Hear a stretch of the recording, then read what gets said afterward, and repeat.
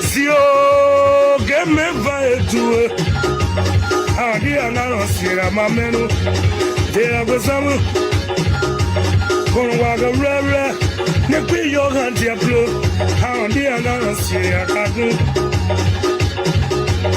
Sago gosumo. Sazo mega ye blanco kwadi. So e. Kawaga kama. Mapenyo. Nokosiza.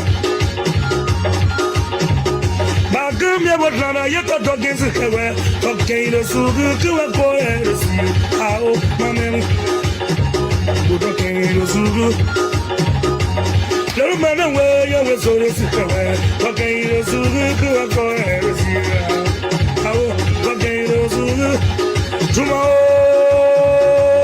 gone Nyera no wa yo kagoda boa Mawe koya mohite wangore toke wano kombe keidu Mawe soye sikawe lagu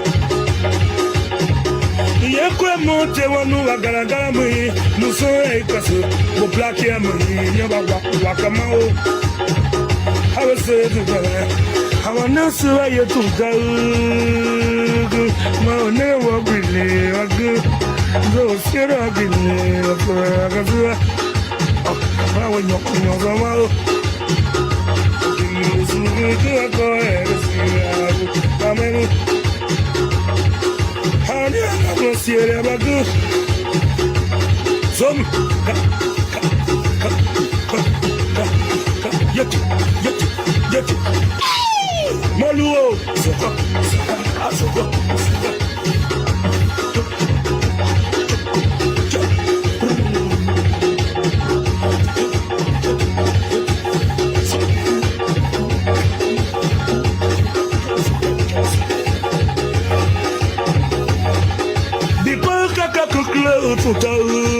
Kuna bonza sasa Ingo mume na zalagu Hapaka yunte tumetone Maka wakori netake Bonga gwebo atene Mage ya mae Sewe wapia ya zore Tumagasi Maugana kala mui Black ya mui Yama wakama Ana nura yetu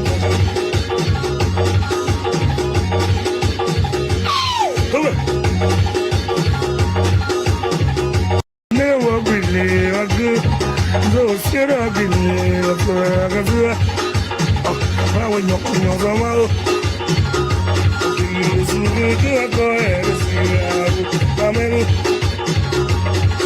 Hani anamo sira bagu Som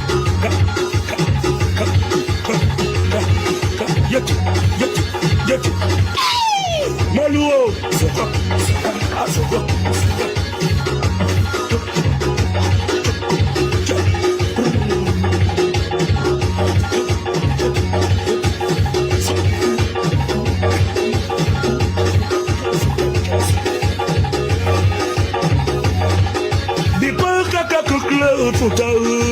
Kuna bonza sasa Ingo mume na zalagu Hapaka yunte tumetone Maka wakori netake Bonga gwebo atene Mage ya mae Sewe wapia ya zore Tumagasi Maugana kala mui Black ya mui Yama wakama Ana nura yetu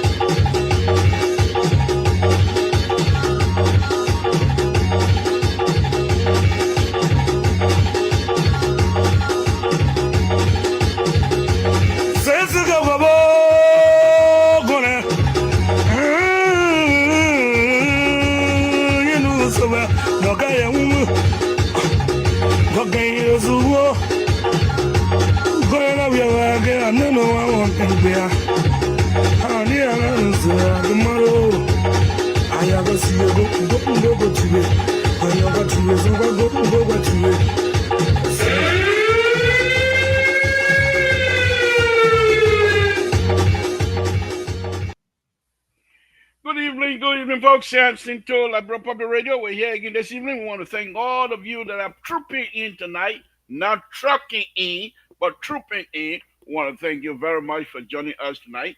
Our own brother is already in the bike way here. I think tonight's show is going to be rocky. Mr. Sherry is waiting. And Mr. Sherry, just give a few minutes here. Let's try to do our stuff around and we'll bring you in, please. Again, folks, Samson told Labron Public. I want to thank all of you again tonight for tuning in to Labron Public. We ask that you stay with us. Share this video. That's all we ask you to do. Share this video to as many brothers and sisters that will be able to join us here tonight and have this conversation. Please just click the share button and share to as many people as possible. We want to thank you very much. Victor, thank you for joining us this early as well. Safety, safety. Lord Jesus, we want to thank you again this evening. As we come before you, my Lord, whatever it is that we pray for, help us, guide us, give us long life. My Lord, thank you for the strength. My Lord, thank you for everything. Because of you, we are here. Without you, we see nothing. Because of your light, we see what is before us. Even if our eyes are open and the lights are shining all over, without your light, we see nothing. I want to thank you for that. I want to thank you tonight, my Lord, that we, as Liberians, are here to discuss about our country. Give us the strength. Give us the courage. Guide our tongue as we discuss in public, in this public manner, whatever it is on our mind about our country. We ask that the Republic of Liberia be blessed. We ask that the people of the Republic of Liberia be blessed. We ask that the President of the Republic of Liberia be blessed. Bless his hand, whatever he touches in the interest of the Liberian people. Open the door, whichever door he knocks in the interest of the Liberian people. We ask, my Lord, that you do that for us. Extend his life. My Lord, we ask that the host country, the United States of America, be blessed.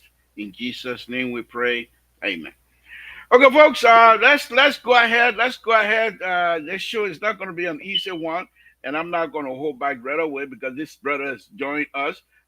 Oh my goodness, my Prince Sherry, when people are coming, bring Prince Sherry. Oh, you will not blame me. Oh. This is not going to be easy tonight. Where my green beret? Where my United Party beret? Why I wear that one? Oh my goodness. Prince Sherry, even when I used to this. But we welcome you, my brother. We welcome you on a very serious note. We welcome you and say thank you for joining us tonight live. Again, folks, share this video, share it to as many people as possible.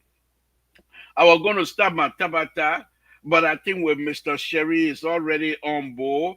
I think I will put my tabata aside a little bit. Let's discuss issues of importance in the country. As I stated before, from this point on, every time that I come on, I will go back deep back into history and read some paper because I do have access to these documents. For example, I'm not going to read it tonight, but I'll just show you. Another rice increase. China will recommend high price for rice. March 31st, 1979. This document that I have in my hand was a document that was recommending the rice riot as it is now known. I will read it. But tonight I will read a letter at the end of the show. Mr. Sherry, thank you for joining us. We appreciate it. What's on your plate tonight? Why usually you come in and then we bring you on phone and what have you. What's really holding your heart that you decide to join Liberia Public Radio tonight to have that discussion? Let's hear from you. Where you're muted. We're not hearing your mic. Okay, now I think I Hello? can hear you. Yes, You, we you are can getting hear me you. now? Yes, yes. Yes. So, again, let me just start by saying thank you for giving us the opportunity to be here. And I think these are all important medium through which we can be able to help strengthen our democracy The United States of America play a very pivotal role in the history of Liberia, especially as it relates to our own politics. And those of us that are here in the US, when I mean the United States, we Liberians that are here in the US, we also play a pivotal role. And one of the role that we have been able to play is, informing our people back home relative to what is obtaining, because our people to some extent they have some trust and confidence in us, and because of our proximity here we also have some leverage to information. So when we speak to some extent we speak from an informed background. So we want to say thank you for giving us that opportunity that we can express ourselves. We also want to say thanks to His Excellency President Dr. George Manawia, that under his leadership we saw the proliferation of all of these different social media, print, electronic media, where Liberians can express themselves, void of, being censored by other government or any institution. So I want to say thanks to His Excellency. Again, to the audience here on this platform, this is our platform. We see this place as a home. And whenever we come here, we are relaxed because we think here is where we share ideas and, we learn from each other. But there are several things on our mind. The Yeah. first thing that we have on our mind We has will to do we will with, we will come to that. sure. You are here for the full, I hope, for the full 2 hours Yeah, tonight. definitely. We are here for the full My 2 hours. my Esther, one bottle of Tylenol is not going to be good for you tonight. Prince Johnson is here with Prince Sherry. Sorry, Prince Sherry is here with a liberal tonight, and the liberal is the master of Tabata. So please go back and bring in 2 bottles of Tylenol.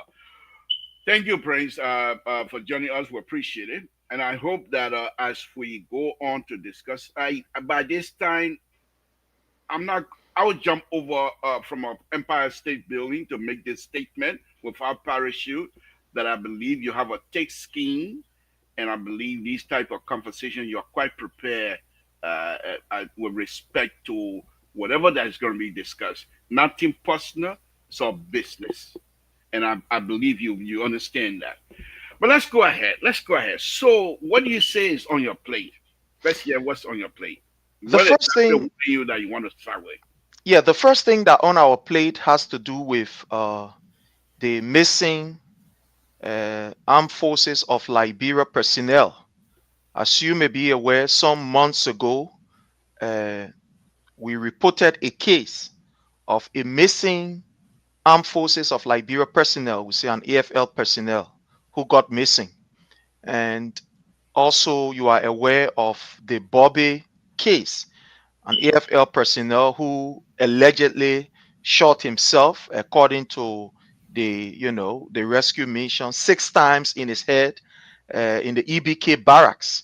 And these things are concerning, and also the localization of our government, where you see key areas of government have now been localized, or one would say, has been to some extent. Ye- Uh, Easy lies. Thank you very much. That is the word. Has been gisialized. So we are concerned about these things, especially knowing where we are from as a people and as a nation is very concerning. And probably we're going to talk about, the political wish hunt by the government on key members of the opposition in the name of, arson case. And there are other few issues we're going to talk about here, but as they come, we are well prepared to be able to discuss this issue, and whatever issues that are on your plates, we'll also be able to Thank you. dive into it. Thank Thank you. you. Very early in the day, very early on the show, Rescue 2, Rescue 1 is calling. Rescue 3, Rescue 1 is calling. Thank you, Mr. Sherry. Thank you on a very serious note. Thank you very much. Like I stated earlier, I think these type of conversations, they're very good to have with people like you that have a different mindset, not necessarily in the negative side, but we all have a place we want Liberia to go, but we have a different route each of us want to take. And you're on the other side, you have your own way of trying to see that this country go to that particular position, but with a different route. I, on the other hand, would say that route I'm not quite ready. But let me go a little bit into few of the things you stated here, that you are a very close representative of what? What are you close to? Information from where? Washington D.C. Well, as you may be aware, we serve as the chairman of the DMV chapter, and the Hmm. DMV chapter comprises of three chapters.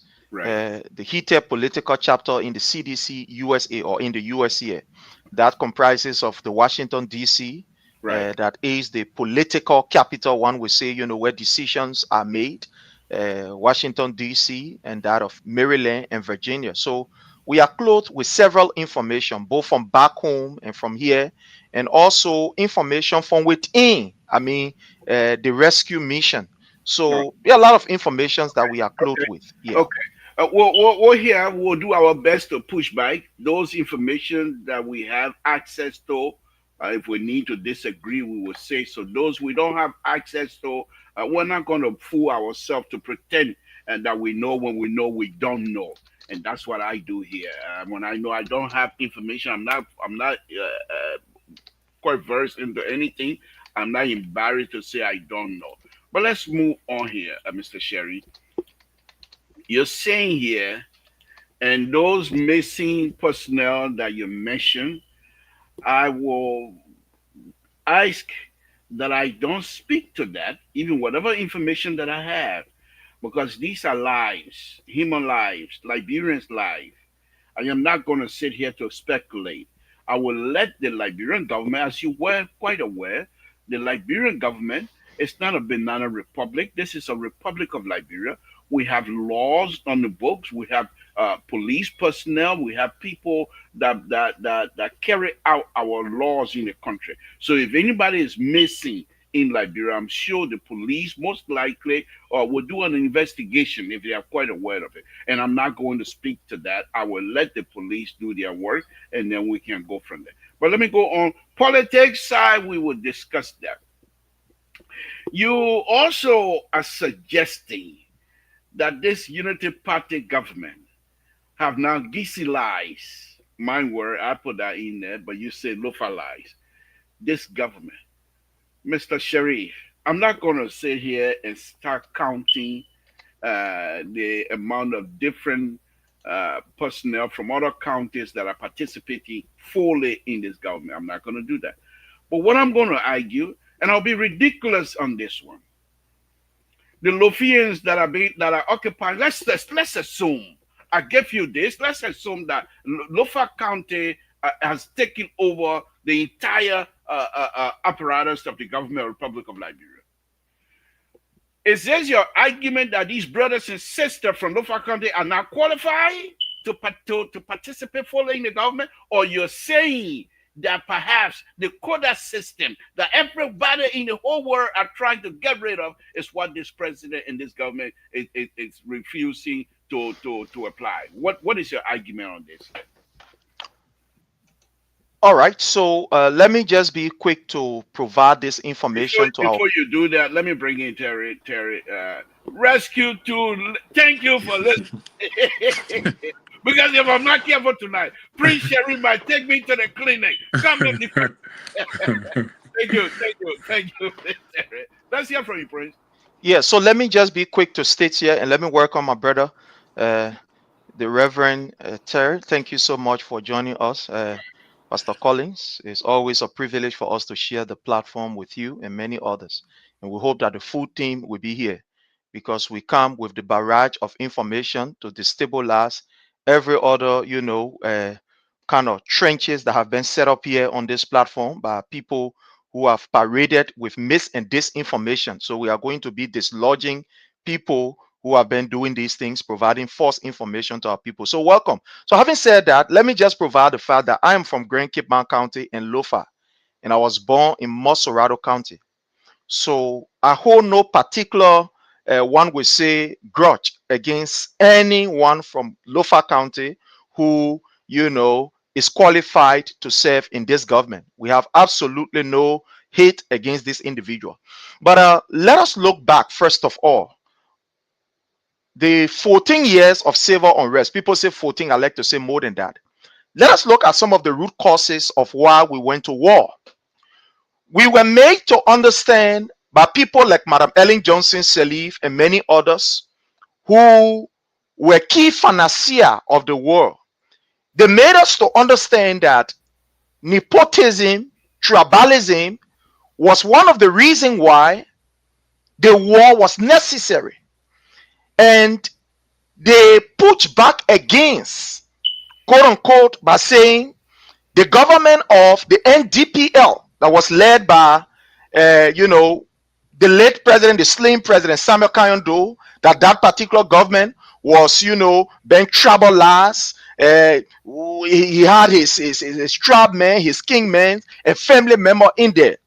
And according to them, these were some of the reasons why he was leading the way he was leading, trying to put his people in key positions, and these people they were leading as if Liberia was for the people of, quote unquote, Grand Jida County, or for the crowns. And because of that, they went all out among several reasons. And here in this United States where we find ourselves, they were able to rally resources among some Liberians, and then fast forward, carry war to Liberia. Madam Ellen Johnson Sirleaf is on record of saying that, she gave a donation to the NPFL as if the NPFL was a humanitarian organization. So this is not something that can be argued because the facts are out there. So these people took the war to Liberia that led to us losing almost about 300,000 innocent lives. Some of these people, they have never seen Monrovia. Some of these people have been in places like Genuine. They don't even know where Monrovia is or the executive mansion is. Some of them in Pokpa, some of them in Grand Jide, some of them in all the way in Belefasama and etc. They have never seen Liberia, but they were victim of the war. Fast forward. After the war, we saw a formation of a government of inclusion. And we want to say thanks to the United Nations, where we had the GMAP expert, we had UN coming in and etc. to ensure that we have a balanced government. And in that particular government, we saw to some extent where Madam Ellen Johnson Sirleaf became the first post-war, president of the Republic of Liberia. We saw people from different angles, becoming part of that particular government, giving a geographical balance to the government where we have people from different counties and etc. And we saw what happened, we led and, we moved on. Immediately, Madam Ellen Johnson Sirleaf left power. His Excellency President Dr. George Manneh Weah took over.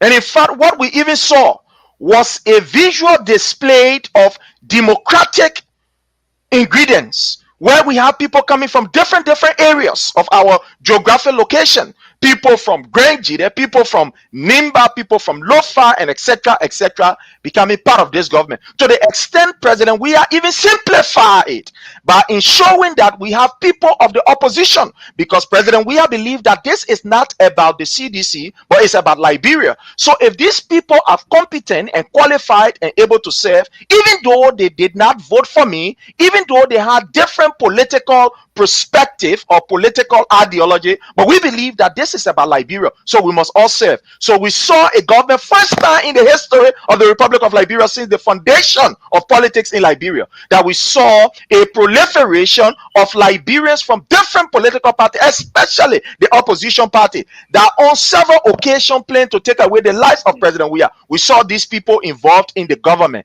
They were part of the government and etc. Now, fast forward. Joseph Nyuma Boeka became president of the Republic of Liberia through a kind of Koyokaya clandestine means. But anyway, we say he is the president of the Republic of Liberia. When Mr. Boeka took over the presidency of the Republic of Liberia, we saw the same thing that we went to war for, Mr. So, and my dear Reverend Collins. The same thing that we said was a problem to us. We saw Mr. Boeka localizing and kissing the government, where we can now tell you that more than 59 key positions or key individuals, they are all from Lofa. They are all from the family belt of Mr. Boeka. So the names are here. As we go in this discussion, we'll be able to outline it. thank you, Prince. And this is where you sedition are always very good at. I like to put your foot in your mouth, and I will help you to take your foot out of that mouth tonight, Prince Sharif. Yeah, it's what we're going to do for you. I ask you a simple question, and you decided now we're going to go back to history and try to bring in all of the other stuff. Very good, and you're very smart, you're very intelligent, you have the ability to do all of that.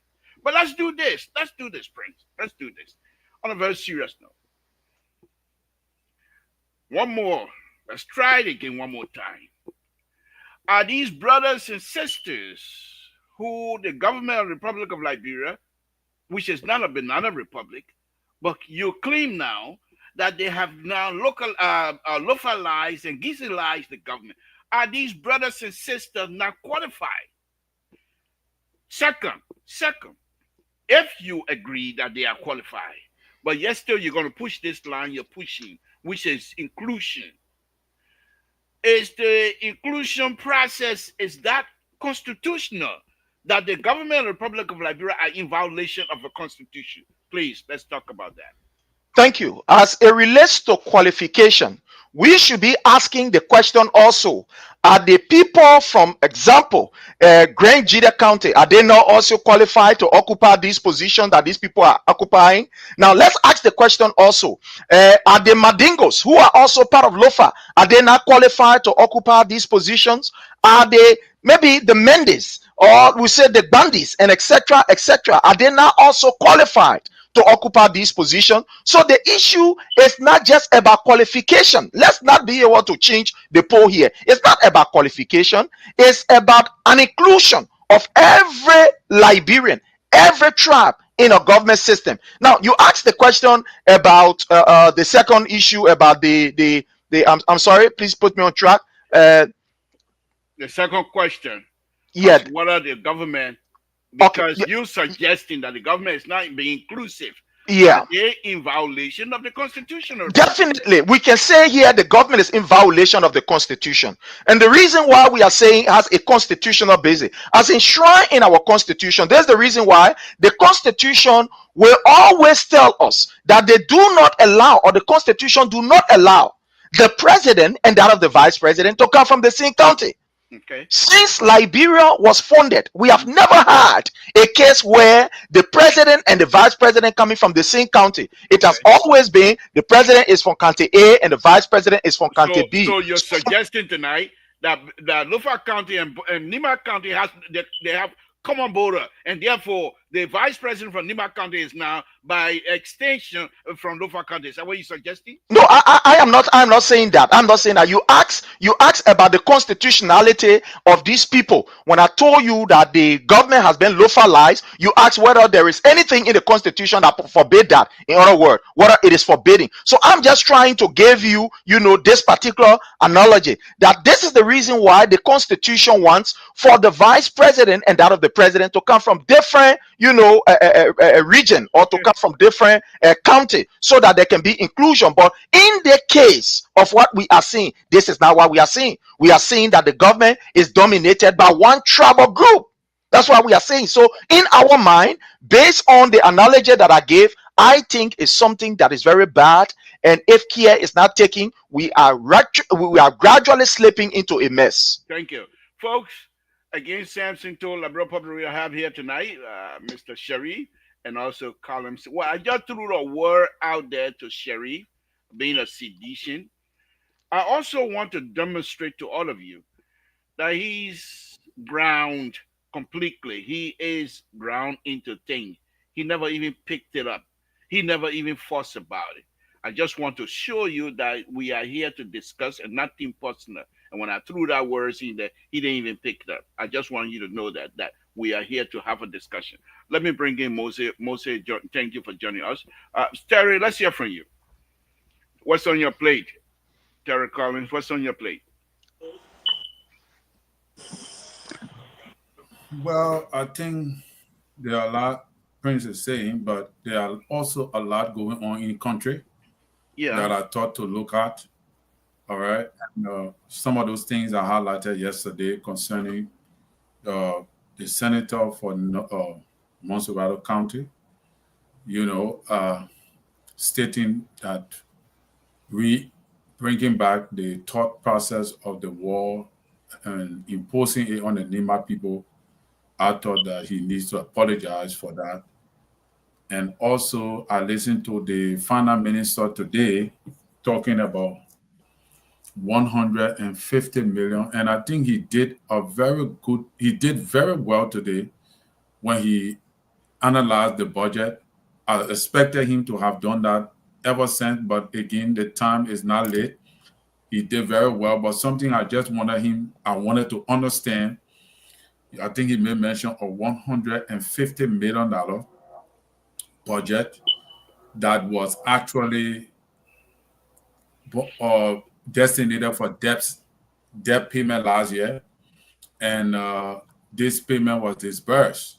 So I wanted to know whether if those entities that the General Auditing Commission audited, were they on that domestic debt payroll? Did our government in 2024 pay these entities like the Finabono entity then that our Kim lately?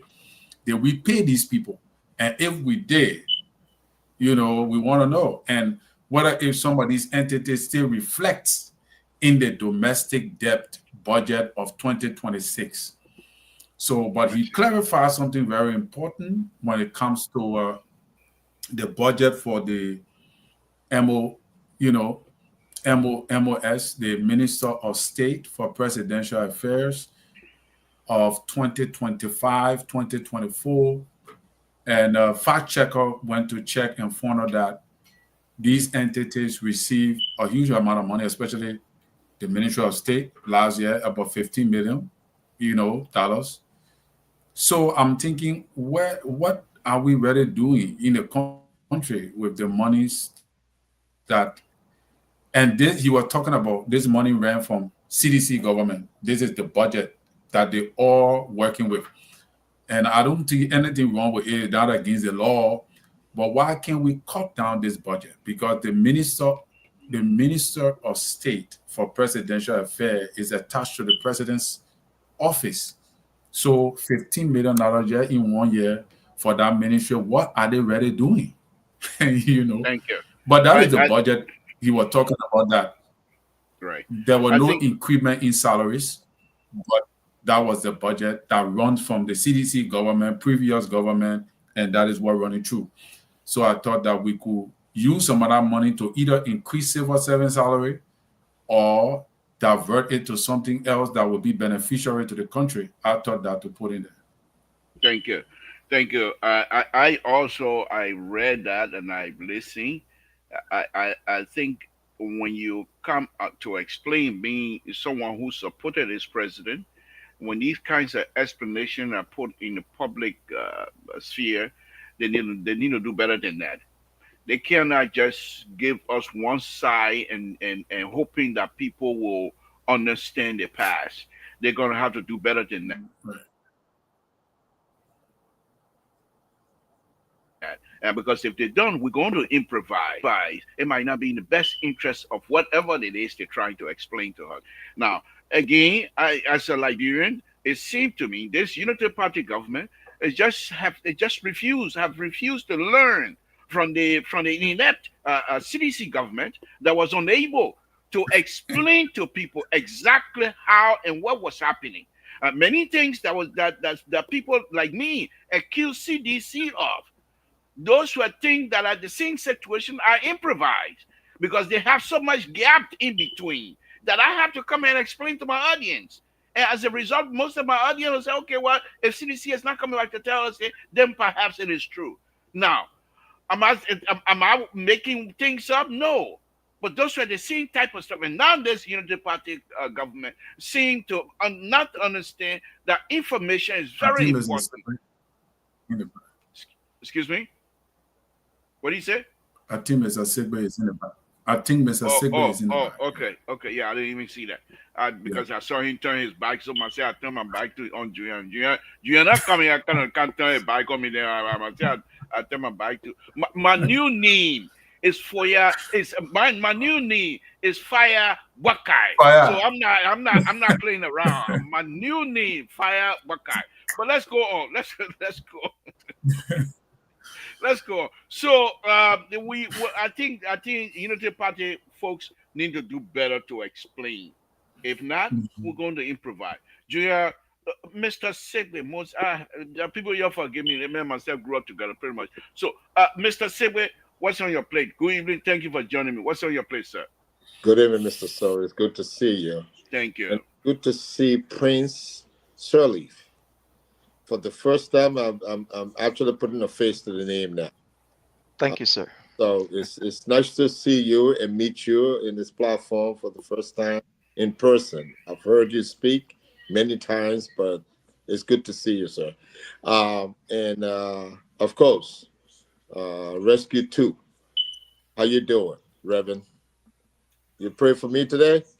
Of course. Okay.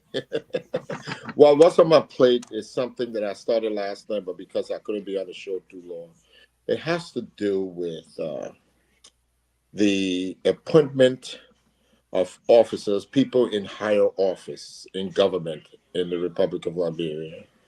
And we say mucky see, mucky do. And my think is that there has to be standards set for our people that are going to provide services to the public.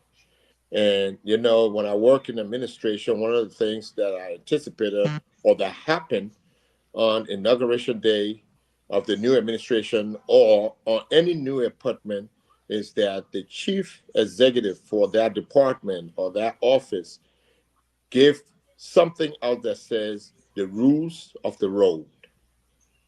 Anything you do impact the people you represent, the office you represent. So it's not the individual, it's the office that you need to look at, that you are placed in to serve.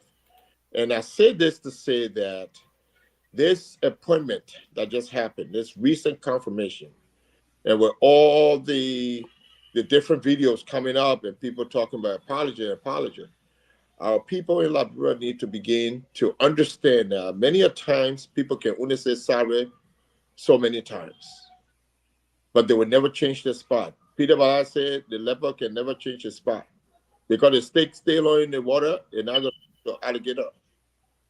So the person first impression, their first behavior will determine who they are. And this confirmation with this Fatima lady really bothered me as every time I watch a different video and a different statement and what have you. And I think the head of this administration, and I'm not saying Unity Party. I'm not going to put that on Unity Party because Unity Party did not do anything to elect this president. I will tell you that. Only quick. Listen, I would tell you that because I know. And there were people in the diaspora who really contributed to this cause and this administration. They need to get up and speak out when something is going wrong because they invested their funding, they invested their time promoting this administration into office.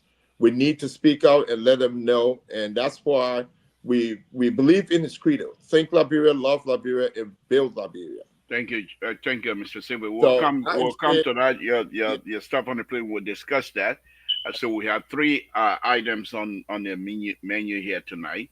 Thank you. Let me go now. Mr. Sherry have brought something from his plate that he would like for us to ponder on, which is that he believes that this government of the Republic of Liberia had localized the government positions, gisialized the government position all over, and he's under the impression that Liberia's government should be inclusive because, according to him, that when former President Weah was serving, people were criticizing him because he had inclusive platform, which many Liberians were occupying in the government. Now, Mr. Sherry, I just the rap that I have on it. Let me go to Terry. Let him start on the conversation on that, and then we'll come back to you Then we'll go to Moses. Mr. Terry Collins, do you have contribution to make on this conversation that Mr. Sherry has put forward for discussion? Certainly, certainly. Let's hear from you. Certainly. Lee Eugene Nangwe, former Minister of Information, was what? From the Southeast. Nathaniel Magay, former Minister of State. Seme Cyrilia Cephas, former Solicitor General, Chief of Prosecutor of Liberia. Betwawe, former Managing Director of the National Port Authority. Mabutu Yimpan, former Minister of Public Works. Carl Fale, where are they from? Superintendent of Grand Jida County. Where are they from? Where these people, the people you name, the people you name, where they from? They're all from the Southeast. I thought McGill was better man, better than Southeast now. McGill is they're all from the Southeast region. The mother come from, I know McGill's mother, his mother is from Bapolu County. The old man from Bapolu, I know her very well. Okay. But see the play McGill went to get his senatorial position. But anyway, so we got Philip, but then we also have a couple of people here. I know let me push you a little bit now, Terry. I know exactly where you're going. No, I know exactly where you're going. Does it make it right? Does it make it right now what this government has done according to Mr. Sherry? Is it right? Well, the government, we must look at it from the law perspective. I'm not against President. We are taking people from the Southeast either to become part and parcel of his government. But Mr. Sherry should not come here to make it look like to say President Boyka have gone against the law to employ people from Lofa County or from that particular region. All right. Even if that were possible, which I don't believe that what he's saying in totality is what appears. But even if it was so, the Constitution gave the president the power to appoint. That's what the Constitution says.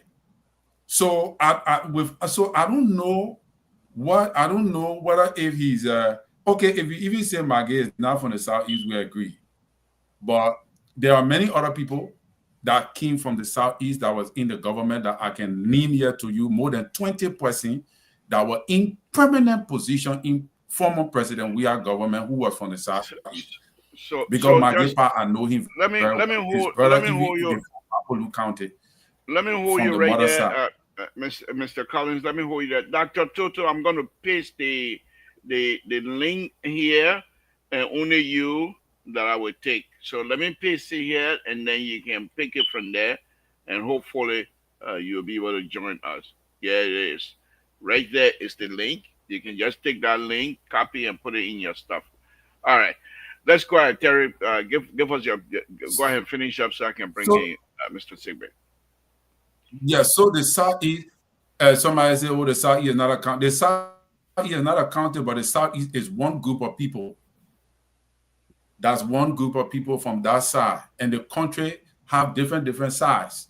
So you can't just take one group of people from one side of the country because you know that this is where you're from. Then you claim that you're being transparent and you're spreading it all over. No, that's not balanced. That's not fair. But in my opinion, it is not fair from a broader perspective for the both leadership if they are doing just that.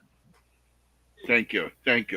We will not allow anybody from Australia to intervene or interfere into our conversation here tonight. Nobody from Australia is going to talk to us here tonight. We want to listen to anybody from Australia. Josh Wheeler, thank you for joining us. We appreciate it. Aaron Bruffler, thank you for joining.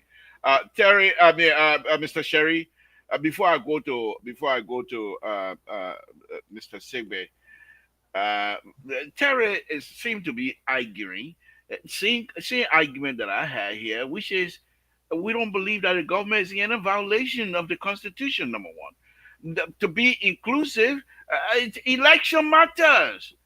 Election matters. Elections are very important. So if you are unable to win an election and someone else win an election, they want to bring Samson to in and change his name to fire Buckeye. That's their problem. Let's hear from you. Then I can go to Mr. Sigway. Let's hear from you. Then it means that if you will use that analogy, then it means that you do not care about the signs and symptoms that we saw yesterday that took us to the war. It's like you are telling us, close your eyes on everything that happened that led us to the war.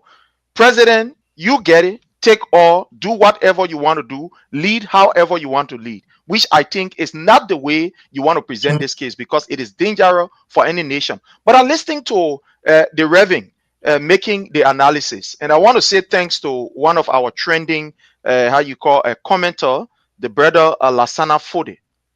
One thing we must understand, and there's the reason why we will continue to come out to debunk some of this misinformation. I am very sure that the Honorable Reverend is aware that the Southeast is not a county. We have counties within the Southeast. It's a region, like we have Western Liberia that comprises of Grand Cape Mal County, Bomi, Bapolu, and that of, portion of Lofa, and etc., etc. So for you to come here and present a picture as if the Southeast is a county, this is deception. This is unfair. You are feeding the, let me put it this way, but you are feeding the congregation with the wrong scripture and the wrong information. It is fair. It is unfair. Thank you. Angels that are responsible to disseminate the information from the most holy seat of God himself will not be excited with you. For you to come here and say that the Southeast, Magay is from Southeast, and the other person from Southeast, this is unfair. These are the kind of information that people trend with, and because yesterday we allowed these things to fly by, today it is taking residence. We have a calamity upon our head. Your information about Southeast, you must know that there are counties, comprises of 6 counties in the Southeast, and in fact, the information that you are giving is even incorrect. Because these people that you name, all of them are not from the Southeast. Thank you, Mr. Sherry. Thank you very much. Let me go on to Mr. Sigway. I think, Mr. Sigway, at this point, you perhaps get the base of our conversation here. Any contribution from you? Well, before I say anything else, can I ask Mr. Sharif a question? Prince? No direct question. This is a courthouse. Well, I just want him to make clarity on something for me. All right, go ahead. Before my comment. Seriously, go ahead. Prince, you mentioned something about with the formation of an administration, especially this present administration, is creating some sense of danger. What do you mean when you say danger? What do I mean when I talk about danger like what we are talking about, where you are trying to localize or kissy-lize the government? That is one. What do I mean when I talk about danger is looking at the Constitution and urinating on it on the broad street that talks about division of power, that there are 3 branches, and those 3 branches, they must work in conjunction to ensure that the government function properly. But what we are seeing is the president, Mr. Boeka, is trying to use his influence on all the other branches. You know of what happened in the lower house with the Honorable Fonati Kofa, when he was taken to the most holy city, that is the Vatican, where in the Vatican, first time in the history for a coup to be planned in the Vatican by a president of another nation. While he was in Vatican, while they were in the Vatican city, Mr. Boeka planned a coup on his phone to ensure that the speaker, Honorable Kofa, is removed. While this man was there seeking the most holy being, Mr. Boeka was there with a senior stop plane. So these are just some of the things that we're talking. These are some of the danger that we are talking about. When you have a government being overtaken by one group of people from one county, these are some of the dangers that we are talking about. Thank you. Let me bring in Dr. Tutu. Well, Hold on, Moses. Let me bring in Dr. Tutu, who is just joining us. All right. Doc, thank you for joining us. We appreciate it. We'll come to you here. Let Moses get his point across. Moses, go ahead. Thank you very much, Mr. Toe. And I wanted Prince to really articulate what he meant when he talked about danger. When Prince first started talking, he made reference to That's why we went to, that's what the war started in Liberia. My brother, campaign is over. And I must say this, in every administration, there has to be changes. And that changes is predicated on who wins an election process. You win capital when you win elections. The capital, the voting capital that you win when the people vote you into office tells you that they believe in your vision. How do you accomplish that vision as a leader?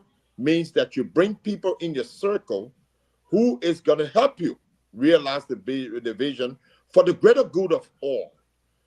There is nowhere in the Constitution that talks about the dissemination of power. Number one, you just articulated that there are 3 branches of government. You have no proof that Burkhardt masterminded the removal of Fanatic Kofa. No one can prove that to me today. The branches of government are equal branches. Some of us on this show went out and said the executive cannot interfere in the judiciary cannot interfere in the legislative body. And we stand behind that. That's why they have 3 branches of government. As a chief administrator, for any institution, you come in and you bring in people who you know will work and believe in your vision for you to achieve your vision for the greater good of all. So let me ask you this, Mr. Sebwe, let me ask you this. I understand your argument, but let me ask you this. So you, as a president, bringing in people to articulate your vision, to carry out your vision, it doesn't matter whether they come from the same house. It is only the issues of carrying out your making sure that your agenda as a leader of the country is achieved. You can bring in your own children if you want. Is that your argument, Moses? My argument is that the mandate is given to you to do whatever necessary to accomplish your vision as you explain to the people during the electoral process. And they believe in you. So they're looking at you to bring in people so that you can accomplish that vision. And that vision, the only way you can accomplish vision is to have people around you who will make sure that you accomplish that vision. And so are you also suggesting? So we're gonna be very frank here tonight. Yes. And let's have this discussion. Are you now suggesting? And I'm not trying to take whatever side here, but I want to be factual. I want to be not independent. I'm a liberal. I'm not an independent person, independent nothing. But let me ask you this. From what you're saying, and Prince is saying, great, bring people that will help you to achieve your goal. And you're suggesting get people, whether they come from Lofa.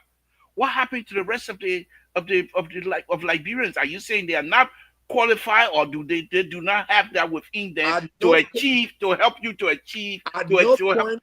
Listen, at no point I said anybody will qualify. No.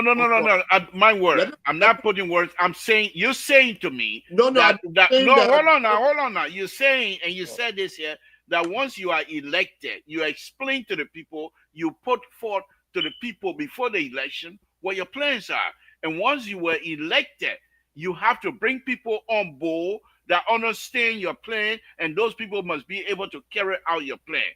That is your argument. You didn't say where they come from. My question to you is, because according to Prince, that because of this process, the government has now gizilized, localized this government, and you're not even touching that. No, I don't want to validate that because I agree now. Wait a minute. Hold on. Hold on. When you look, I mean, Mr. Sigway, this is a very serious stuff here. I don't want to go to it is. Okay. So let me say this. Let me ask you then. If Prince is saying, because of what you're putting for, if Prince is saying, what happened to the other Liberians? Are they not capable of taking this agenda forward as well? Must it be all Lufians? That will be the question to you from me, not from Prince. Okay. Can I say a question now? Go ahead. At no point am I encouraging a tribalistic administration, number one. Number two is that if I start to name people working with Burkhardt right now, They're not from Gizi country. The former Minister for State and Presidential Affairs. Was he a Gizi man? Kofi Woods, is he a Gizi man? Steve Quia, is he a Gizi man? You come on, man. Don't make an argument. Don't make that kind of argument. Look at the list. Listen, the campaign is over. The old man won. In as much as we're critical of this administration, we got to be fair. And that your responsibility, if the person, listen, when Torba came in, he brought people in his circle who could make a difference in Liberia. Today, people are still crying his name and saying he was the best president for the Republic of Liberia. We see it in other nations. They surround themselves with people who. You're muted. It looked like your mic. It looked like. Okay. All right. My mic is going. We can't hear you, guys. Am I making it up? Am I making it up? We can't hear you. No, I'm. Listen, somebody trying to call me, and I'm shutting them off. Oh, okay. All right. But yeah, I don't want to talk to anyone right now because this is more important for us. No, this is important to me because these guys. Prince Sherry, I'm not sending you a link anymore. I don't want no heart attack on the show yet. Listen, we're not bringing you back.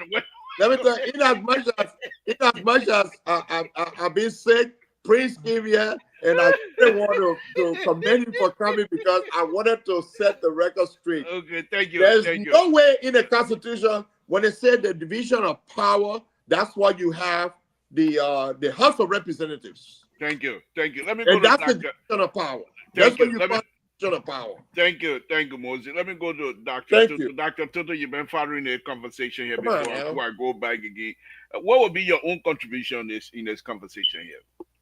Yeah, thank you, and before you do that, you have anything on your plate that perhaps you think we need to have a discussion here tonight?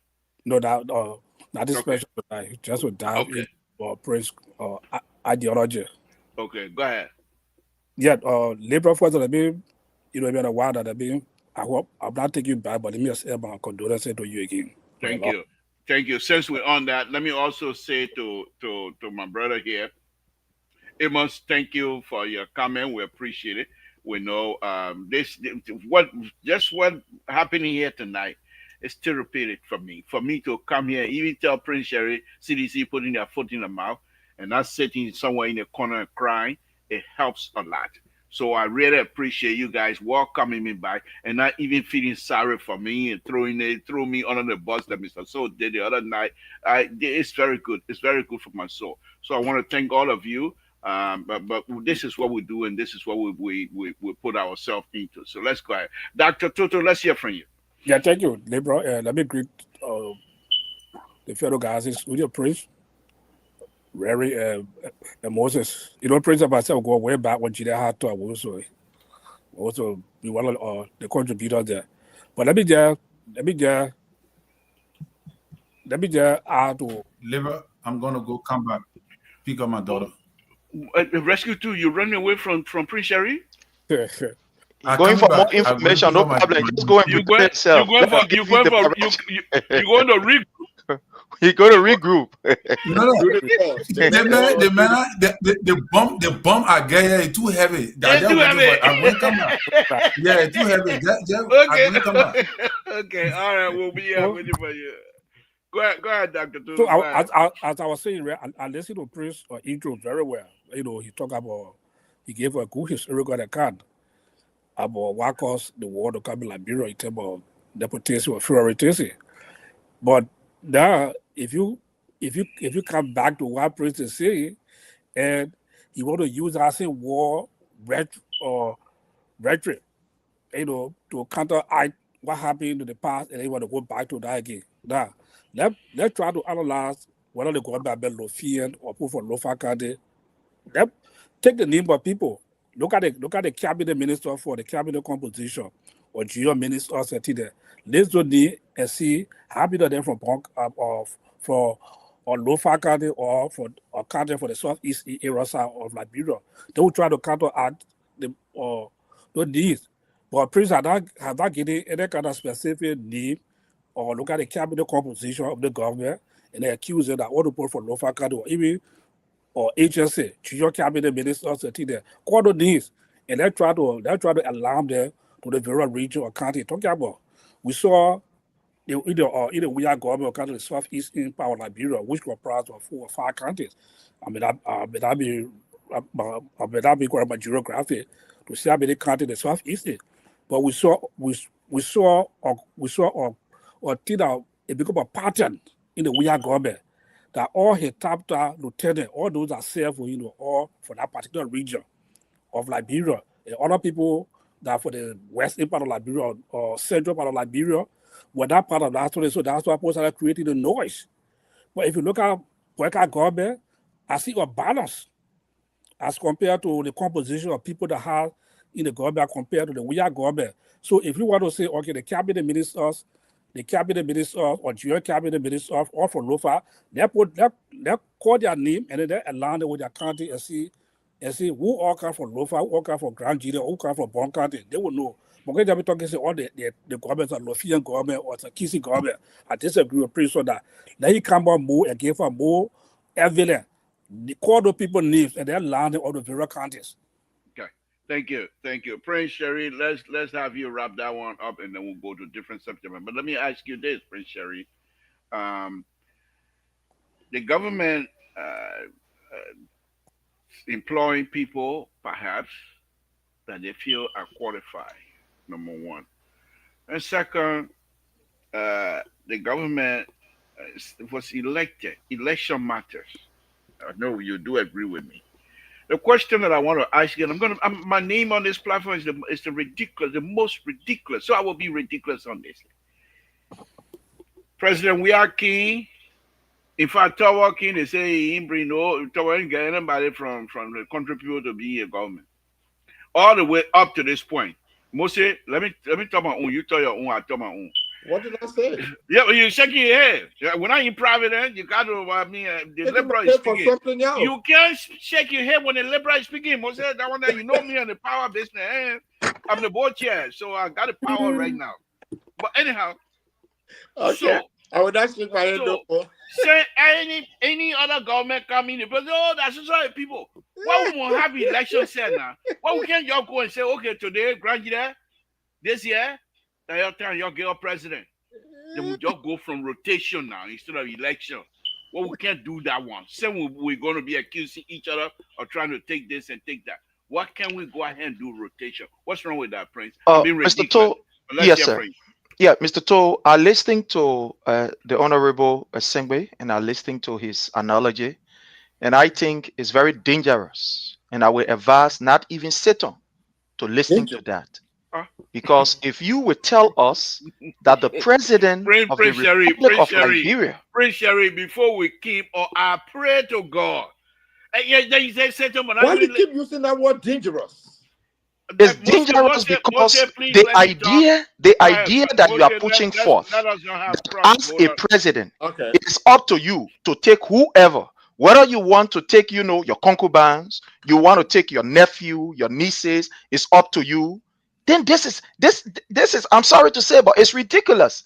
This is a recipe for chaos for any good democracy, especially in Liberia, knowing where we are from, knowing what led us to where we're coming from. So I think that particular, a point, it should be something that we should eradicate totally. Now, I also listening to that, you made a point, and I want to say thank you, Dad. I appreciate you, and I want to say welcome again. It's a privilege for us to share the platform with you.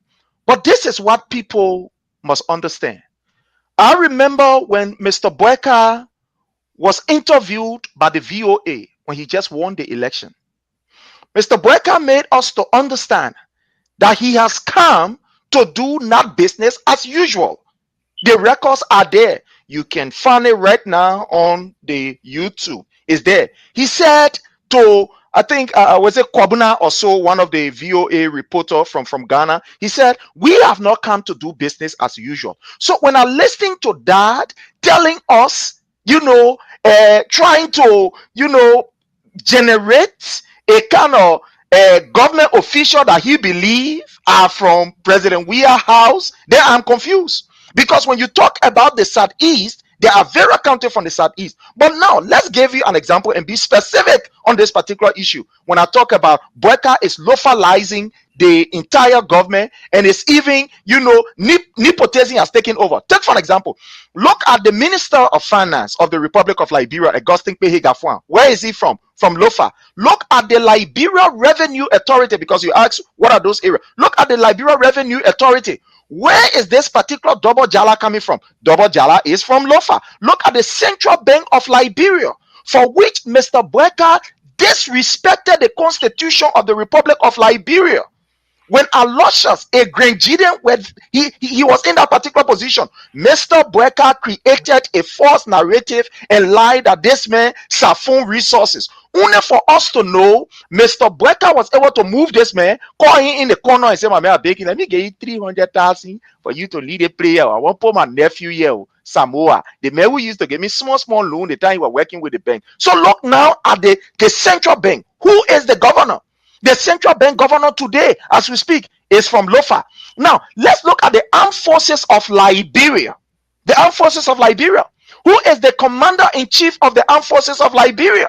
Oh, you want us to say it's from Lofa, his own nephew. Now, let's look at even the Ministry of State for Presidential Affairs, Madam Mama Kability. Where is Mama Kability from?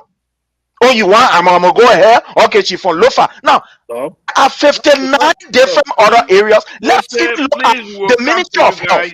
Let us look at the Ministry of Health, right? Let's look at the Ministry of Health and Social Welfare.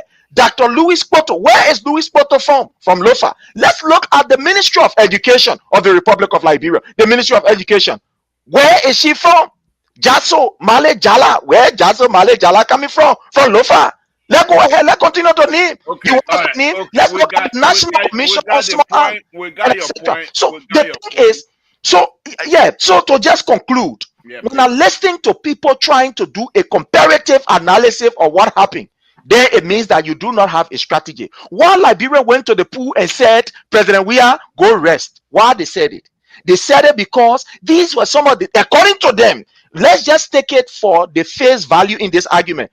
According to the point that Dr. Toto raised, that, the people were there, Magay were here, the other person were here, the other person were here. Okay, so the Liberian people voted against the CDC government because they wanted a change. And that was your acronym. Rescue. We come for change. We come for change. So to come back and see you doing the same old thing that the Liberian people say they do not want, then what was the essence of moving His Excellency President Dr. George Manneh Weah, even though he remains the president of the Republic of Liberia? We will answer that so question. why are you moving? Mr. Sherry? Thank you very much. Again, folks, Samson to the Liberal is here tonight. I'm here with Mr. Prince Sharif. I'm here with Mr. Moses Sigbe. I'm here with Dr. George Toto. And Terry Rescue number 2 will be back here very shortly. Prince, thank you very much. I think we have beat this thing to death. We understand it. We're not going to change anything. None of us here in the government, none of us here I club with the authority to speak on behalf of the government. And you are a Liberian and you have a concern and you are speaking your mind. I hope the Liberian government will listen and perhaps they can respond to that. If not, 2029 is coming. But let me go on to Mr. Sigbe. Mr. Sigbe brought in a subject matter here to have a discussion. And Mr. Sherry, when we're doing the closing here, we can come back and bring whatever is on our mind again. Let me say here very quickly, I'm going to bring this show to an end about maybe 20 to 15 minutes earlier tonight, because I have some document here that I'm going to be reading. So I just want to make that announcement. So I will be opening the line here within the next 5-10 minutes, and the folks who want to contribute will do so. But let's go back to Mr. Sigbe. Mr. Sigbe, you brought in some issue here about this confirmation process and nomination process. And you frown on a particular nominee and her behavior. Can you briefly bring us to speed on that? Just 1 minute, please, and then we can try to chat on it, please. Go ahead. Okay, I had a question for my brother, but I'm not going to go there. I'm going to go straight to, I'm going to keep with you, Liberal, and just stay on topic. because Prince said some things that I wanted to answer to, but I will forget it until my closing. My thing is that 2 days ago we saw the display. Besides that, last week we saw a display of incompetency during the confirmation hearing of Mother Fatima Sharif. That's her name, right? I believe so. Fatima. Salif. Salif, I think. Salif. When in fact, at that point in time, nobody thought that she impressed anybody as far as the appointment for the deputy minister of urban. Hold on, Moses. Hold on 1 minute. Hello, this is Samson. Is it President Bagai? Yes. What do you want me to tell the people? They gonna go sue you? Okay. Oh my goodness. Oh my goodness. The liberal is back. They're gonna go sue them. The man said, "I'm gonna sue you." Oh my goodness. Go ahead, Moses. You know I gotta put some stuff in there. Oh my goodness. Oh my goodness. I wonder what Mr. Souls is doing right now. He's probably gonna come on the show. Who cares? He ain't able. I'm running the show. But go ahead, Moses. Yeah, but we saw what people reaction was. People reactions were as far as the confirmation, the initial confirmation hearing. Fast forward, she comes back 2 days ago and go back for confirmation, apologizes, read from a document, and you could still tell the incompetency. And I'm now going to tweak it anyway. I say it's just like it is. A day after that, the video surfaced where this lady is on video calling someone on, using vocal languages, and really exhibiting a behavior that is totally unprofessional as a professional trained person. That is unacceptable in any administrative structure. That is unacceptable. Especially so you were just confirmed at one of the second highest position in a ministry, where you're going to be dealing with ample department of functioning entities in the country. I think that caused for revoking her confirmation. In fact, the thing that turned me off when I was listening to the confirmation is that one of the sitting senator, the person who was supposed to confirm this woman, told Miss Salif that she was more competent than 90% of the people who went before him for confirmation. And the reason why they confirmed them was because they thought they could learn on the job. But she came with impeccable record of education. Okay. A senator. Thank you. Said that. Wait a minute. And so I'm saying that the administration need to seriously re-examine what she brings to the table. Thank you. Really take her out of there, because it's not going to get better. Thank you. Dr. Tutu, let me come to you. I know you're not stranger to these type of conversation. I believe you probably have seen her video and what have you, the confirmation process and everything else. Do you have contribution to make on today's conversation? Yeah, let me make a contribution. First of all, Adolo the lady, Ado Fatima, and I want to do that. Even supported her nomination at the time. Even your confirmation hearing when she went through request confirmation hearing, whatever took place, and I want to do that. Even reach out, to try to motivate her. Some of the losses that took place. But Fatima is she's a very good person.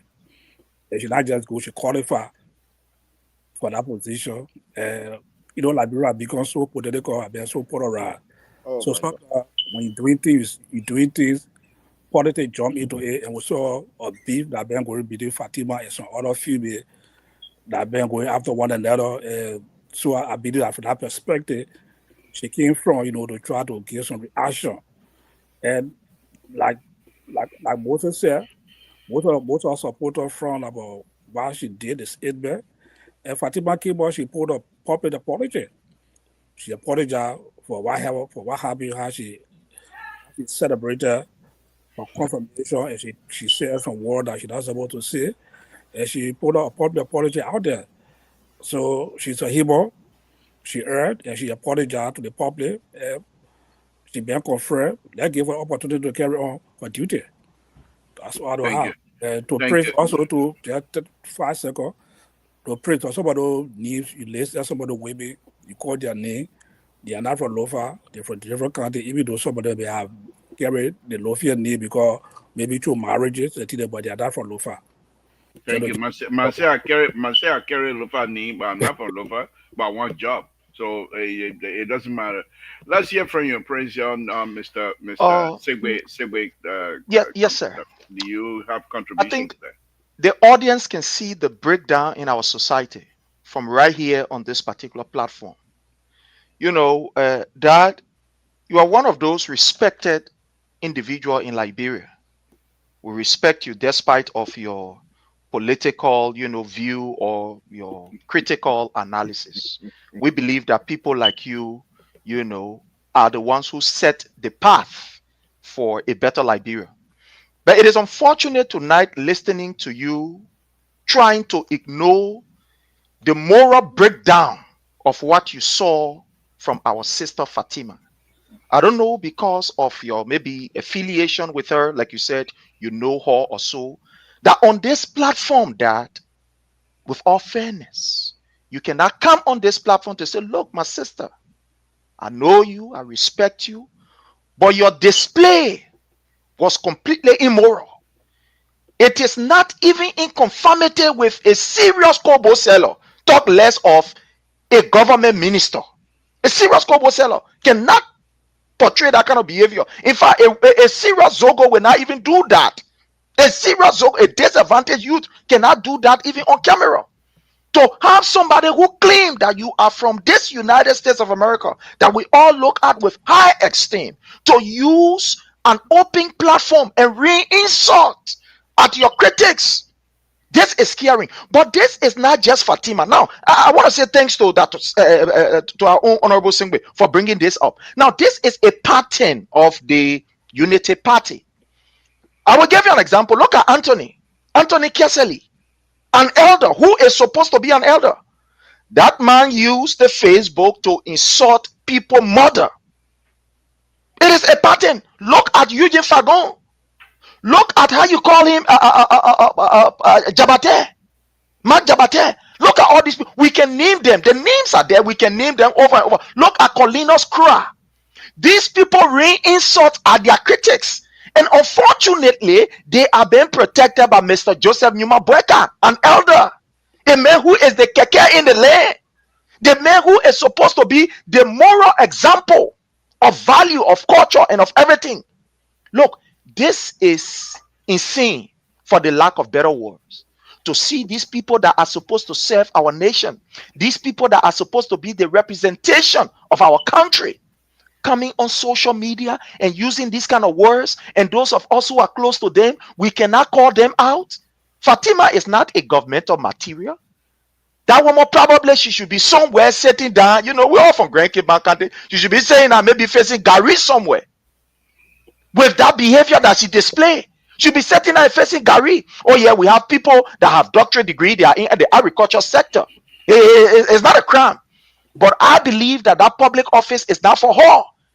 And this is just what we say, a breakdown of moral. Like I said yesterday on the show, in our own eyes, we are seeing a complete breakdown of our society, of the government system. Oh no, a Joseph Numa Bweka who claimed to have 42 years of experience and been in government since Charekintan. To see under this man leadership that these people are behaving in this way, and you continue to shield them. Look at the kind of insult that Eugene Fagon ran right at LBS. Amen. For God in heaven's sake. Even if we support a system, can't we condemn it? Even if we support an individual in the government, but can't we call them out?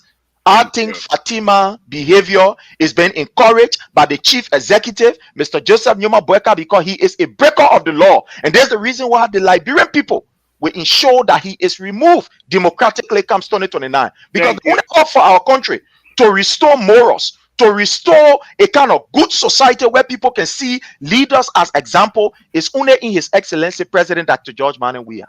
Thank you. That is the case we continue to make. Thank you, Mr. Sherry. We get your point, but it is. I think. Hold on, Doc. I will come to you guys. I think it is disingenuous, number one, and secondly, it is intellectually dishonest. To be honest with you, so now turn this onto his head. When we were told by some of your comrades, by some of your colleagues in the CDC, that the CDC-led government is standard bearer in order for them to allow female to work in his government, that he himself, the president, and that's not my word, Monba Moru told us that he must have something to do with that. That this government, the CDC-led government, President Weah, if the money comes in, he wants part of it before it goes into the Liberian coffers. The Monba Moru statement, not mine. We saw your former Minister of Finance told the Liberian, talking about Mora, you come here to try to lecture us about Mora. Told the Liberian people, President, we need to be benevolent detector. Samuel Twe told us this. Yes, still you're going to come here tonight and wear a bread beret as though we are on a sycamore tree. We're not on a sycamore tree, my brother. Was he a government official? Was Moluba Molu a government official, sir? I'm speaking. Let me finish my point. When you were talking, we let you talk. One of the things that I like engaging you is that you are able to handle whatever I throw at you. So I'm not worried about that. But the point here is this. We saw you in the way. We saw Samuel Twe putting their finger on your mouth the very first day of their official duty, telling Liberians to be quiet. You're going to come here and talk to us about Mora? We, the Liberian people, sat here and convinced the Liberians. The government of the Republic of Liberia, under President Weah, we believe, have taken us into the hole. And we believe that President Waka is talking about his years of experience, that indeed he's able to challenge you guys fully and win, because he has the ability to do so. Not only that, we also believe that President Waka was going to be the one to champion the cause of the Liberian people, to take us from the hole that we believe you guys dug for us so deep. Now, let me speak to my sister Misbehavior. First of all, she's our sister. And before that, she, as Dr. Toto correctly pointed out, that does not excuse her behavior. Once you allow yourself to be put into the public sphere to say that indeed you are now ready. So what's going on? Okay. All right. Hold on. Give me a minute. We got you. Can hear you. Okay. That you are ready to participate fully in your political sphere. You must come with thick skin, and our sister display thin skin. That was unacceptable. But we will not allow you to try to utilize that opportunity to lecture us about moral. You people, and I mean you people, I mean CDC, we saw Jefferson Kochi going behind enemy line as far as he's concerned to go rescue his people behind enemy line. Election. And he considered the process of electoral process, he considered that to be an enemy line. When it comes to Mora, you guys stand no ground.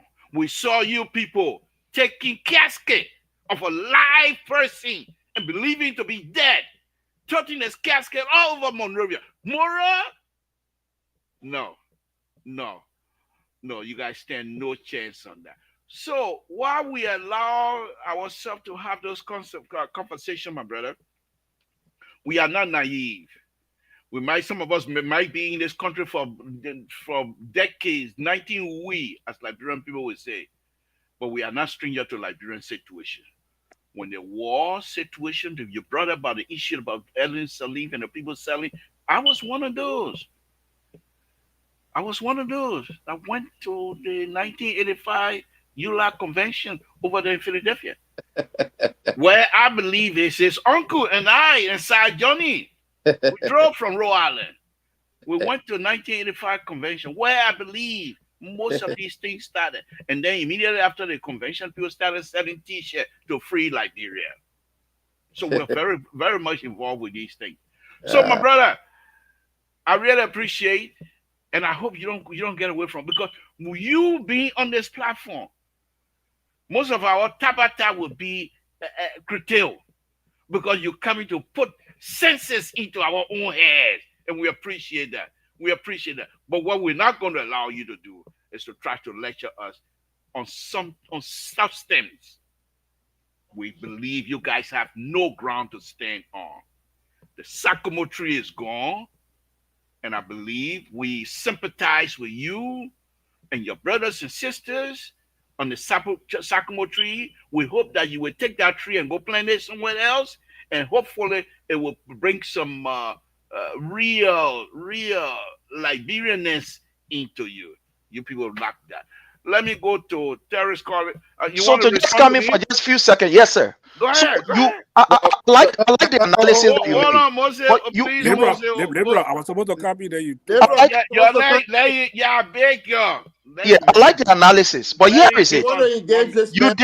You did not condemn what happened. You did not refute what happened, but you come to give us an excuse of what happened 6 years ago.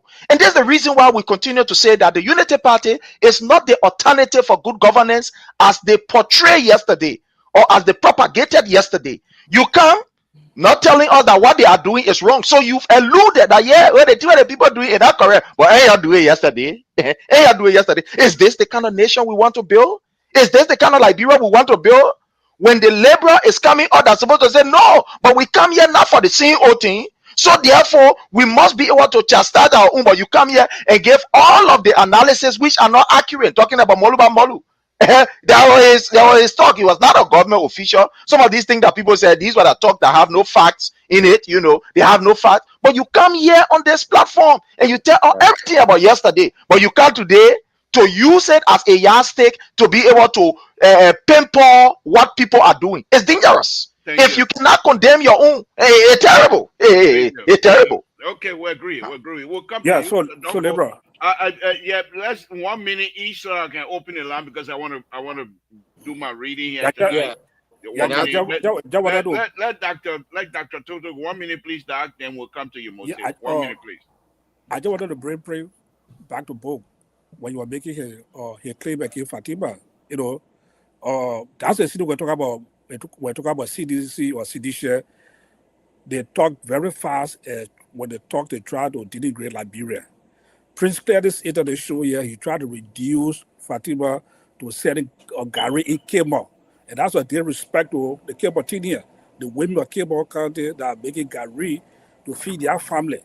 And you're looking at somebody reducing there to a Gary seller. And Prince, that's a insult to the women of Kemo and the women of Liberia. You need to retract that statement, to be fair. Thank you. Let's hear from you, Moses. You see, the reason why this is 1 minute, please. I'm gonna 1 minute, please. Now, I don't know if you're keeping watch of your time. Yes, I am. Go ahead. 1 minute, please. I don't know how fair that is, Liberal. It's done all the time. Moses, I don't want to call your other name. You always 1 minute, please. 1 minute, 1 minute. When I 1 minute, 1 minute. Say wait. 1 minute. I finished leaving Moses. I finished leaving Moses out now. 1 minute, then it's no need. I say segue. The next one that the other need. Segue. 1 minute, please. But I can't make my statement in 1 minute. Junior, no, seriously. Moses, we got time. I brought up the topic, and there are a lot of things being said. Okay, let's hear from you. I want to close on this. And the way I close on this is this.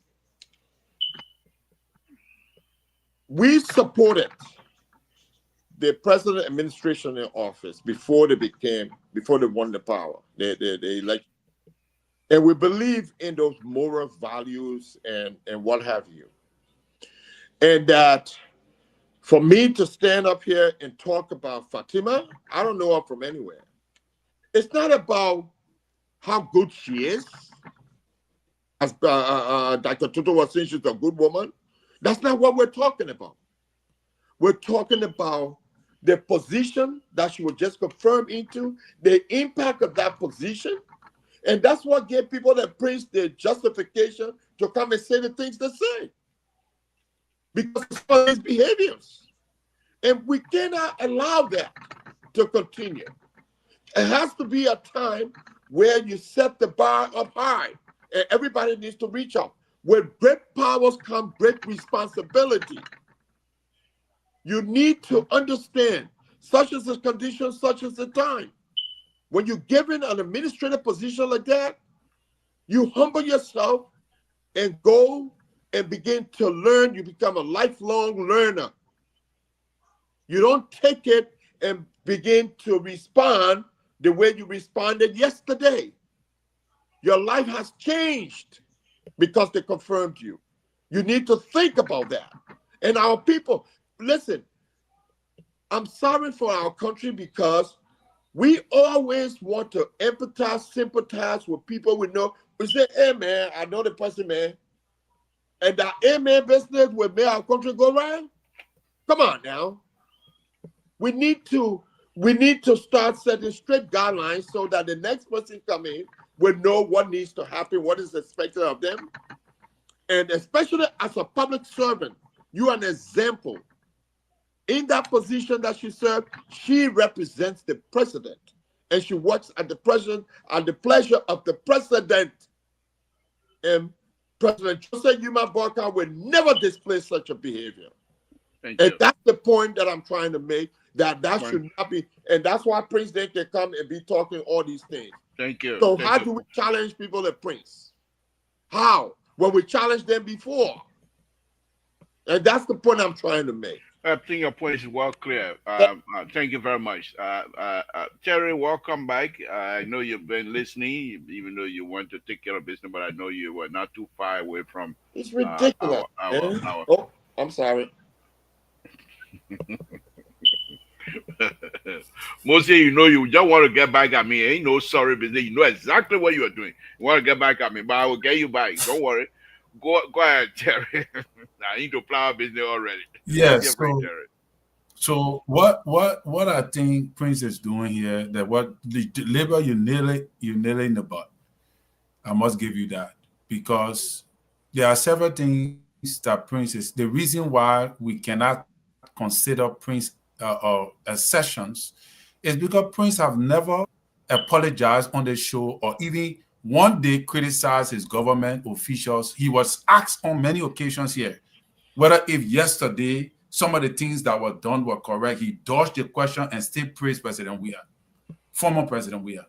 And up to now, Prince Sherry do not recognize the president in the country as the president. He still recognizes President Weah, former President Weah, as his president. So that tells you the kind of mindset they got. Number one. Number two, Jefferson Koji never apologized. Akara's Gray went on the LU campus and stormed the campus. He never apologized. None of them apologized. They raided people before the embassy. They did not apologize. Can Prince on their show condemn that? I challenge you to condemn it. So these are the things. That is the difference between Prince Sheridan, because first of all, Mr. Segbe, what you need to understand is that everybody will speak from basis of their background. I believe you speaking as a security man. Security people, they are straightforward, so I get it. You're speaking from your background, and from your background require drastic measure. But the man that is the president of the country is a deacon.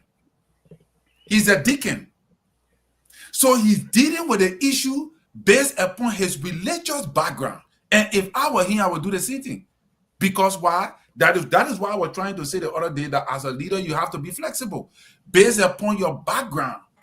knowing very well that you're dealing with people in every government, there will be people that will act disgruntled. But based upon the severity of the attitude, you take action. If the lady came up to apologize, wrote a letter to apologize, that is, like you said, you quoted the law. The law says you work at will and pleasure of the president. The man is the president for the republic. A president must exhibit flexibility. That is what we call leadership.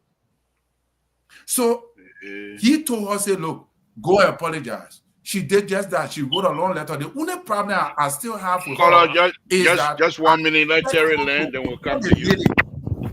Because it's not good to demean somebody's character, somebody high-end character. That lady worked to go to school. You have to have a first degree to go to law school. That lady worked hard to get her law degree. In the Liberian society, when you say something like demeaning like that, they run with it.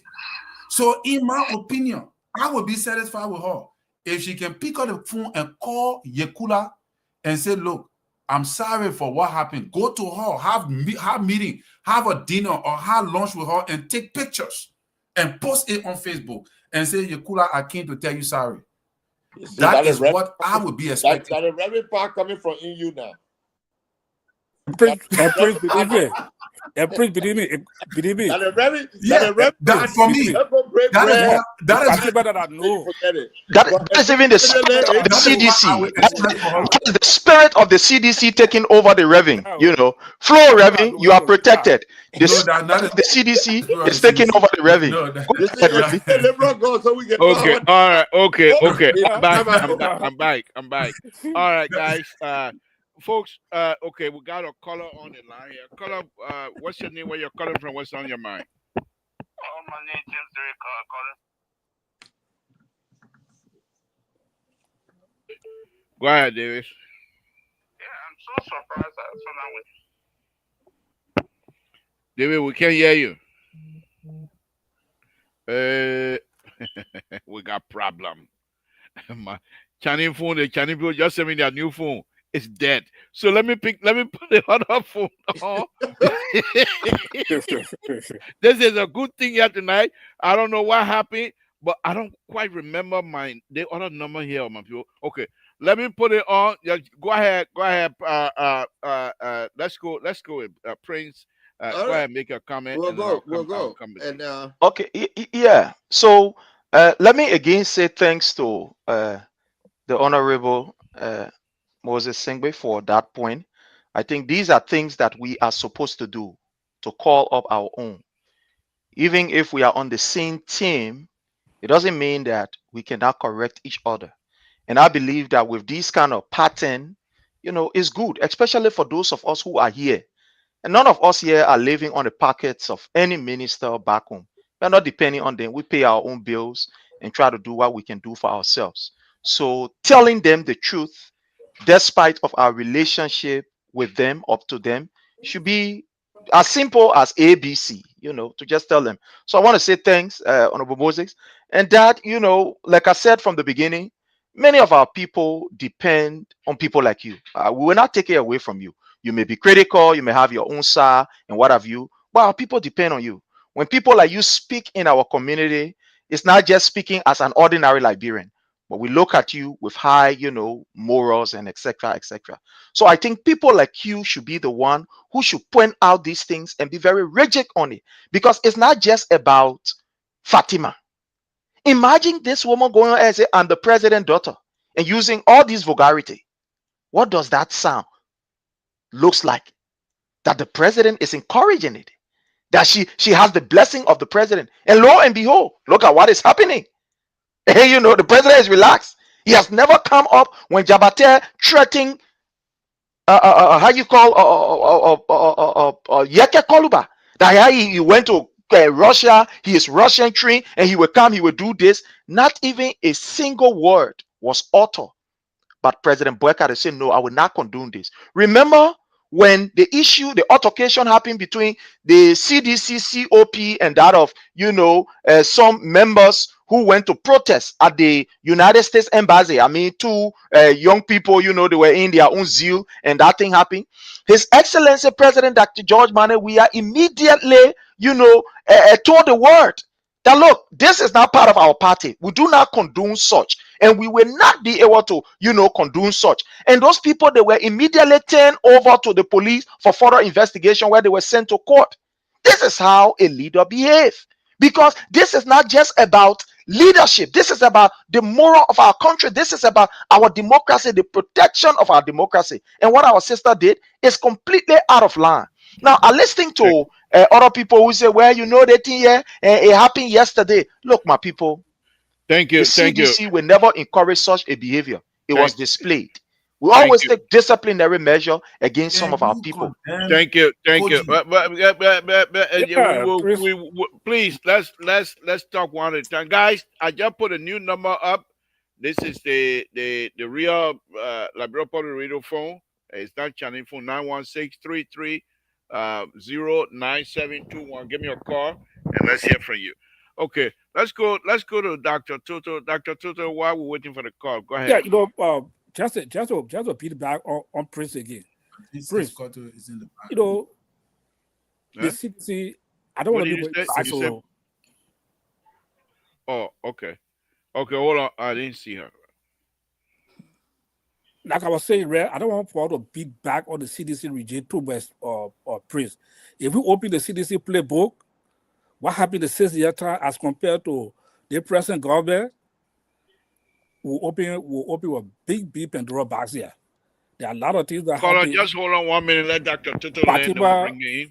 Fatima Ersh, we all others here, somebody that know her, and she came on, she apologized properly, and let's accept her apology and move forward. And believe me, now, like what the Reverend was saying, Fatima that I know, Fatima reached out to Councilor Yakula and we'll see them together pretty soon on social media or somewhere. And I know definitely it's in the making, and she will probably reach out to her for the try to settle some of the. Thank you. So the lady she was making, the ladies that she was referring to, was that Yakula? Yeah, the lady was Yakula. Yeah. Mariah Yakula from the ANC. A different name though. No, but that was an insulting language that she was sending out. So like I said, all right, all right, guys. Let me take this call. First ever apology, I come on. Watch for the next app. I believe that Fatima reached out to both of them to meet each other. Okay. Caller, are you still with me? Oh my. Yes, I'm here. Okay. Yeah, go ahead. Let's hear from you. Oh my God. This is Amos. Amos, go ahead. Thank you. You just disabled my comments. I don't know if I said something wrong on the. What comment? You disabled my comments, so my comment cannot go through for some reason. Oh, I did that. You see, Amos, I don't know if it is you or Mr. So, but I'm speaking for Mr. So. I don't know why you would disable my comments. No, I don't think we did that. Your comments are still here. I see them right here, Amos. Yeah, but I cannot comment anymore. For some reason. All right, okay, all right. You can speak. Sorry about that. Go ahead. No, that's fine, Mr. To. I'm so sorry for your loss. Thank you. Like I commented, so apart from all of what you're a good man. But here is what I have to say. Both CDC and the current government have nothing to say about. If I hear the CDC people, Mr. Sharif, man, talking about, accusing the current government of bringing in people from Lofa. And it's just a shame because Lofa has, 5 or 6 different tribes? Almost 7 different tribes. How many tribes do we have in the Southeast? I don't support the current government. You know that, Mr. To, I've said that over and over. I grew up behind the house of Mr. Barker, but I don't support this government, but it is what it is. So let's stop, pointing fingers. And then you too, Mr. To, you are talking about, how the old government did this. That's why you people elected a new government. That's why they elected you people. So stop pointing fingers at the old government. Thank you. And that's why the president just called me that he has instructed he has instructed the immigration officer that when you go to Liberia, they will ask for a blonde form birth certificate. You can't speak Syria. Then you say you're from beyond you're from beyond the president. How for you? You speak in Syria. You can wait. We don't even know that what are you in Liberia anyway. But anyhow, no problem. I got all that. But here's what I wanted to say about this lady Mr. Samson Brown told. Let me ask you this question: if you were to pass a job interview, you as an engineer that I know, will you jubilate, insult other people if you are really qualified for a job? Is that what you're gonna do? No, Amos. To be honest with you, her action, her behavior is not something that I'm gonna praise. But as far as qualification is concerned, she's qualified. But you have to understand. You have to understand the nature of the country. But thank you. Let me take the other call, Amos. Thank you very much. Okay. Caller, go ahead. You're next in line. What's your name? Where you're calling from? What's on your mind? My name is Arthur Wiado, and I'm calling from Bethesda, Maryland. Professor Doe, good evening. Thank you for joining us. Let's hear from you, sir. I just want to send home on the bottom of my heart about what is trending in the social media world relevant to Fatima's action against Moriah. We have a saying in a family way, and that is you and your wife are in a commotion for that day. You know that it's free. You guys resolve it before going to bed. Liberia needs to be healed, and it is us that's supposed to heal in the country. It is good that it didn't take long for Fatima to apologize to Moriah. It is left with Moriah to accept the apology. And I know very well that Moriah has had. He is a consummate lawyer, very bred teacher for her. We accept Fatima's apology. Thank you. And country will heal, and the commotion that between the both of them will come to conclusion. Thank you. Thank you. Thank you. Thank you very Thank you. Thank you for your contribution. We appreciate it. Okay, guys, give us a call here. Mr. Doe, you can just go ahead and okay. So give us a call, 916-533. Let me, okay. Call up. What's your name? Where you're calling from? What's on your mind? You're referring to me? Yes. Yeah, you're the caller. Yeah, go ahead. Thank you. The Labor Progressive. I'd like to say hi to all the other panelists, to my esteemed brother, Prince Sherry, to everybody. I appreciate you, Dr. Toto, the liberal, the political security analyst, the political Reverend Terry. I'd like to say thank you guys for a beautiful show. You know, I call because I think we got to stop pushing the narrative in the hands of the Liberian people and people who profess to be intellectual on this platform. When you come on this platform and we want to give a moral equivalent from what happened in the past to what happened now, I say you're going below the belt. And you're not supposed to be on the platform. The reason why we have a unity party government is because, according to you, the Liberian people say, President, we have did all of the wrongs. All the things they said about him, Liberian people, they didn't like it. All of what he did in the country, Liberian people didn't like it. It was bad yesterday. Today, the people that came say they could make it right. And when we see the people doing it wrong, we must speak out. It does not mean I have no moral ground to speak out. I'm a Liberian. I'm part of the society. I'm important as anybody else that will come. Whether I supported President Weah and his administration in the past, but I am a Liberian. So my vote, my voice, everything count in our political discourse. You cannot discount me. The first thing you must say to yourself, am I doing what I preach? You not. From your administration, from the head all the way down.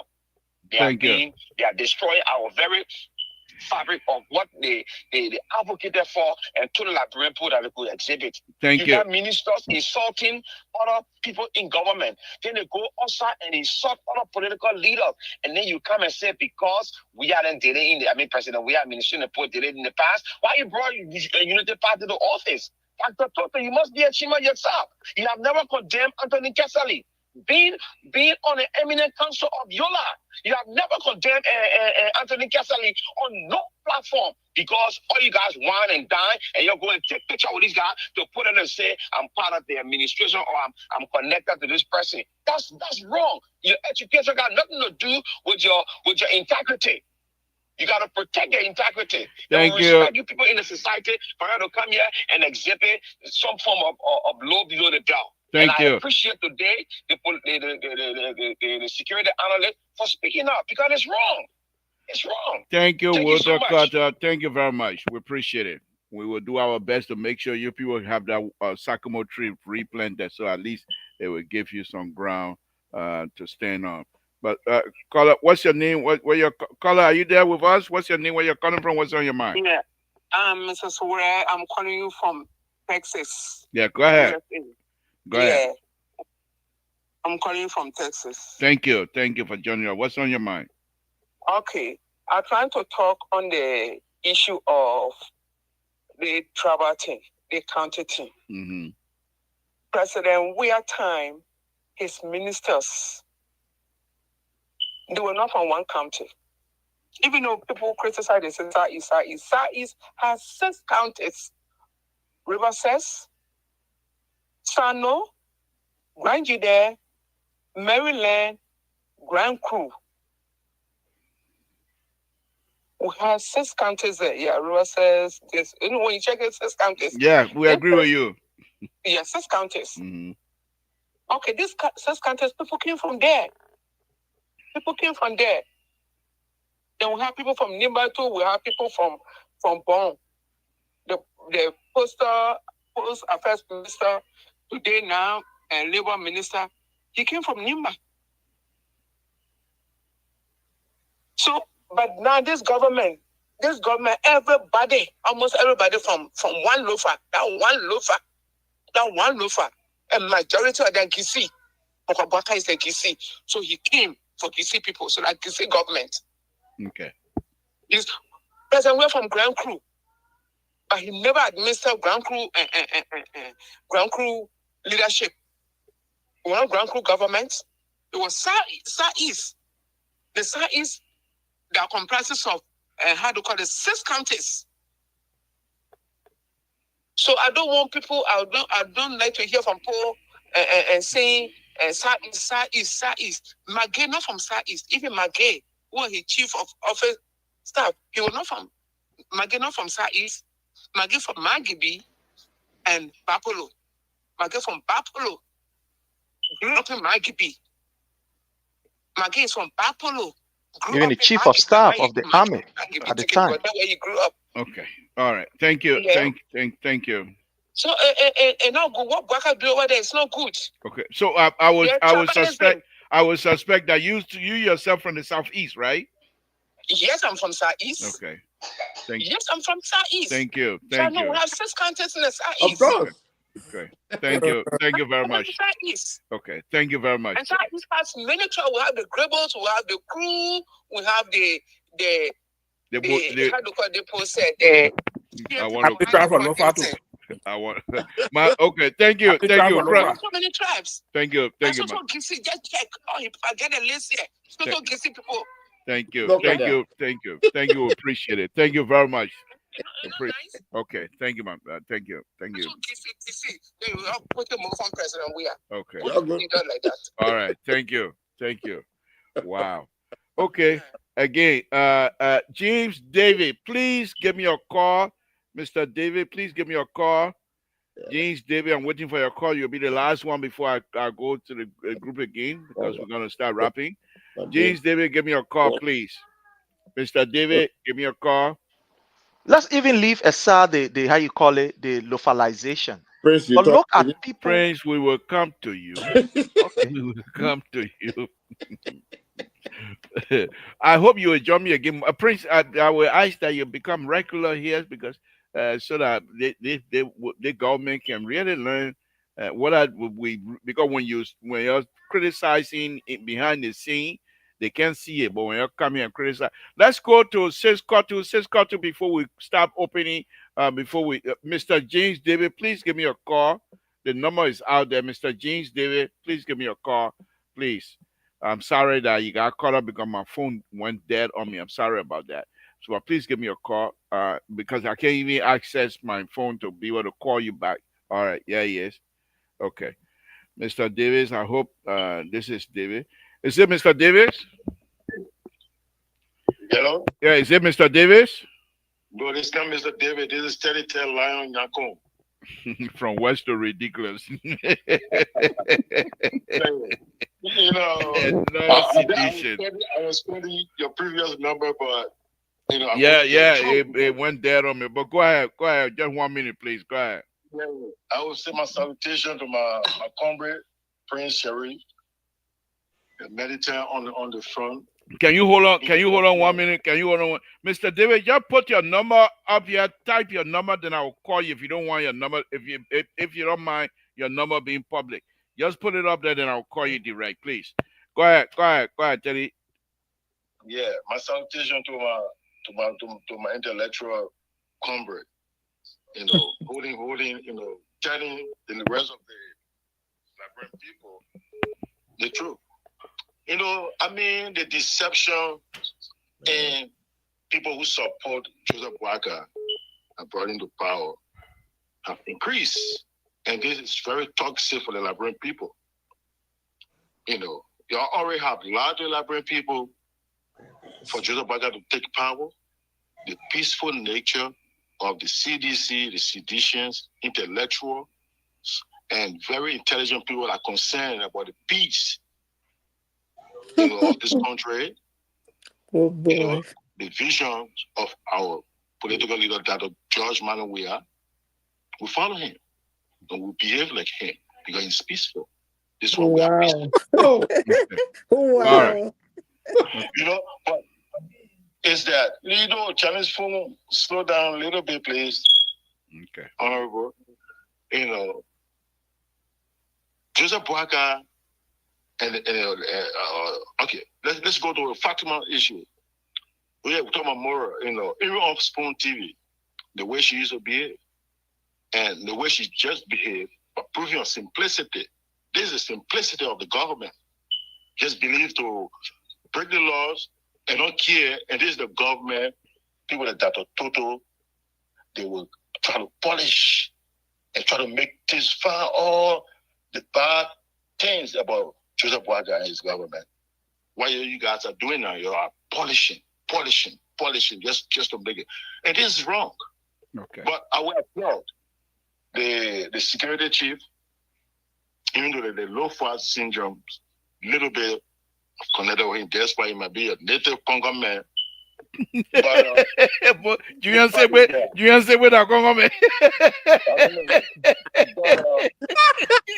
You're killing me.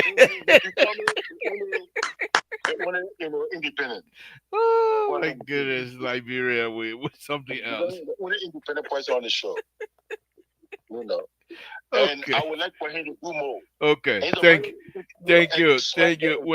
When you say we're ready to post in your Gary tomorrow, don't complain to me. I think the lion is right. The name is a cover all. We need to investigate the name. We know people who use the name as a cover all, but you know they are who they are.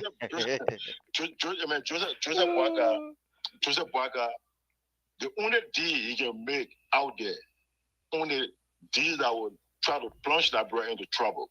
Okay. And he wants to make sure that brother end up into some Thank you, Lions. Thank you very much. Thank you. Thank you very much. Like people, we need to stand firm and take our country from him. Thank you. Thank you.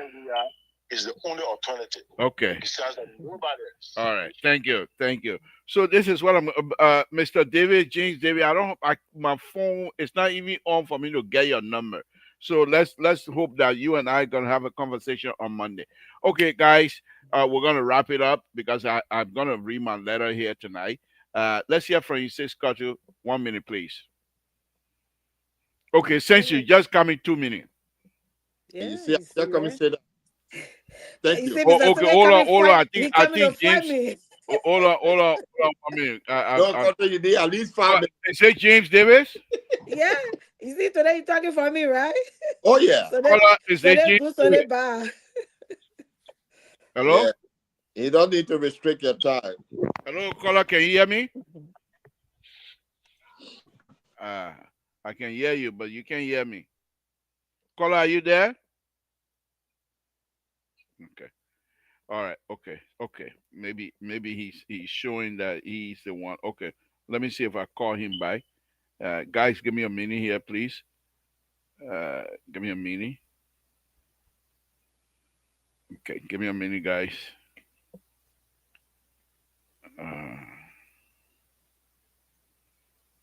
Okay, no, that's not. Okay, all right. Anyway, whoever called, I didn't get your phone, but we can talk Monday. Just call to 2 minutes, please. Thank you, Mr. Toll, and good evening to all of you tonight. And I really enjoy all the views, from all of you, including Prince John, Sherry. Prince, do you have to put on a red cap to be identified with a political party?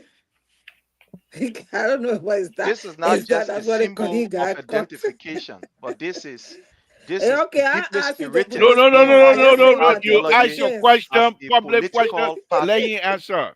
This paraphernalia, when you see this, it talks about freedom. I want no explanation. No, let him finish. Let him finish. Let you ask for it. No, but you can't try your own. You try your own. Okay. All right. Well, you can try your own, boy. All right. Go ahead. Yeah, okay. It was good, being here, and I always feel fine in the midst of you guys. I see many times when the guys come in, they will say, "Oh, we should not compare, we are time with our time." But if you want to explain, say during the president, we are time. Then how do you guys? CDC feeling grabbing your phone. CDC now sees your phone. We can't hear you.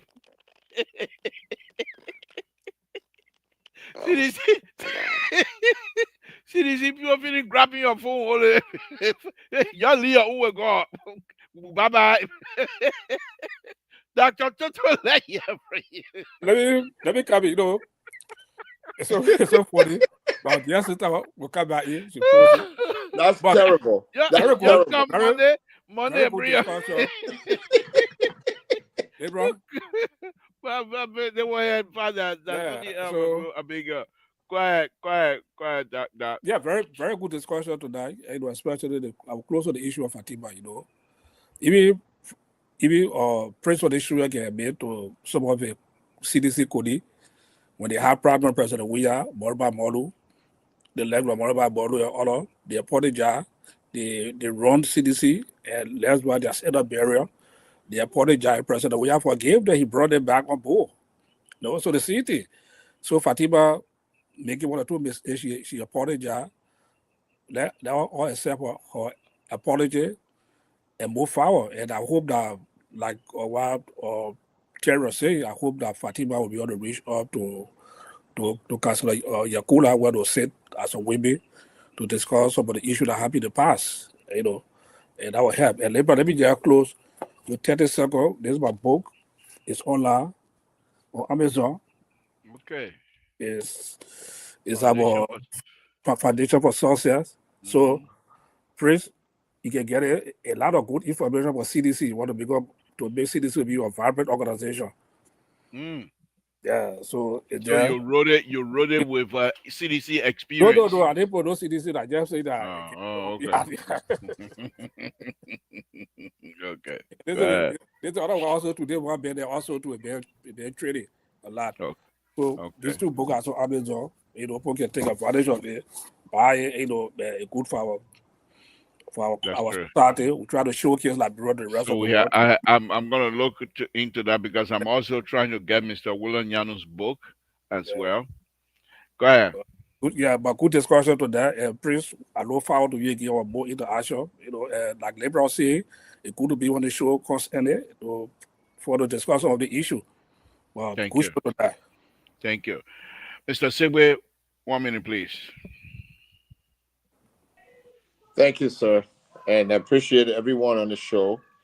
The first thing is that the people call me Congo Man now, so.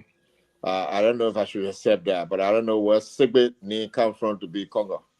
And I'm from I'm from the raw Lofa County place. Anyway, that's that. Let me close by saying this.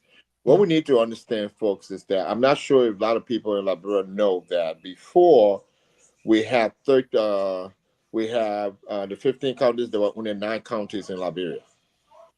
And within the Southeast region, we had only Grand Jita, Sando, Maryland.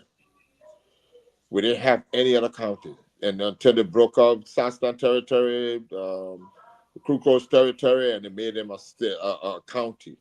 Lofa alone had about 9 different tribes, including the Gola people in what we call now Bopolu County. So it was the largest county in Liberia. The Lofians have been the most servant individually. They have been the most servant to the Republic of Liberia in every administration and with honorable services. So when you look at Lofa County and say they're turning that country into Lofa County, even if they are, it's about time that happens. Because we serve every administration since it became part of the Republic of Liberia. Honorably, in every capacity, we've served our country. So I just want to make that clarity. Number 2, I will close with this. I think some of our issue with Fatima is that at some point we have to set a standard for our children who are growing up to learn from. We can't continue to exhibit this kind of behavior, and the children watch us saying, hey, y'all forgive this person, hey, y'all do that. The people brought Christianity to Liberia. We've been a Christian country, and as one reverend said, the 2 poorest nations in the whole world are the nation that put Christianity first. That's Liberia and Haiti. And they are the 2 most poverty country in the world. This AI business, y'all forgive them, y'all do this, it's not going to take us anywhere. At some point, we need to stand with the rest of the world and start taking some action, whether it's family member or not, and make things right for ourselves, for our own conscience, and to build our moral entity in that nation. We lack that. We lack a lot of morality and just basic value and respect for the rule of law and respect for people in authority. And we need to gain that back. We need to gain that. We cannot gain that if we continue to allow people to get away with things and say, oh, God will take care of them, or we forgive them, or the person apologize. You can apologize, but that doesn't mean that you would not bear the consequences. Apologize, and then we can think about something else later. Thank you. Thank you. Thank you. Let's go and Prince Sherry will take us home because he came first. Let's go with Terry. Terry, let's hear from you. Thank you, Libra. I just want to cite some instances here when you talk about, to put this thing in context, tribalism, right? Because I think that's where you go in, tribalism or nepotism. Tribalism, people show strong loyalty to their own group which can lead to prioritizing the group's interest over the interest of those outside the group. Us versus them mentality. Tribalism can foster an us versus them mindset, leading to potential conflict with other groups and overlooking shared humanity. That who formulated the We Are Shen? Was that Joseph Boga government? That CDC. Eugene Nangbe were on tape saying no unity party will work in the CDC government. All right. When you build a concept that certain people who are loyal to you should be the only one benefiting from your leadership, that is tribalism. Tribalism do not only involve your tribe, the tribe you're from. Tribalism involves loyalty to a group. The Southeast have been loyal to former President Weah from 2005 when it comes to voting rate because they believe he's from their clan, he's from their side. That is why we speak against it, and that is why. So if you say there are 6 tribes on the Southeast, there are also 5 tribes in Lofa. Lofa County got Mandingo. Lofa County got Pele. Lofa County has Kisi. Lofa County has Bandi. Lofa County has Loma. So Lofa County is not just one county sitting down somewhere with just one group of people. No. Just how you have Bele, right? Bele people. So just how you have 6 different counties in the Southeast with 5 different tribes. Because in Sino and Grand Coup, they are the same Coup people. The same Coup and Sapo and Maryland people. All of them in our same belt. That just 2 tribes in our same count in 2 different counties. So what are you talking here? Lofa County has 6 different tribes. More. 7 so if you take people from Lofa County and you put them to the place, then you say, oh, Sarah Beslow Yanti is from the Southeast. She hold key position in JMB government, and she's not a Lofian. She hold the foreign affairs. Sarah Beslow Yanti, Oxford Twe, is from the Southeast. Guess what? He is the Justice Minister.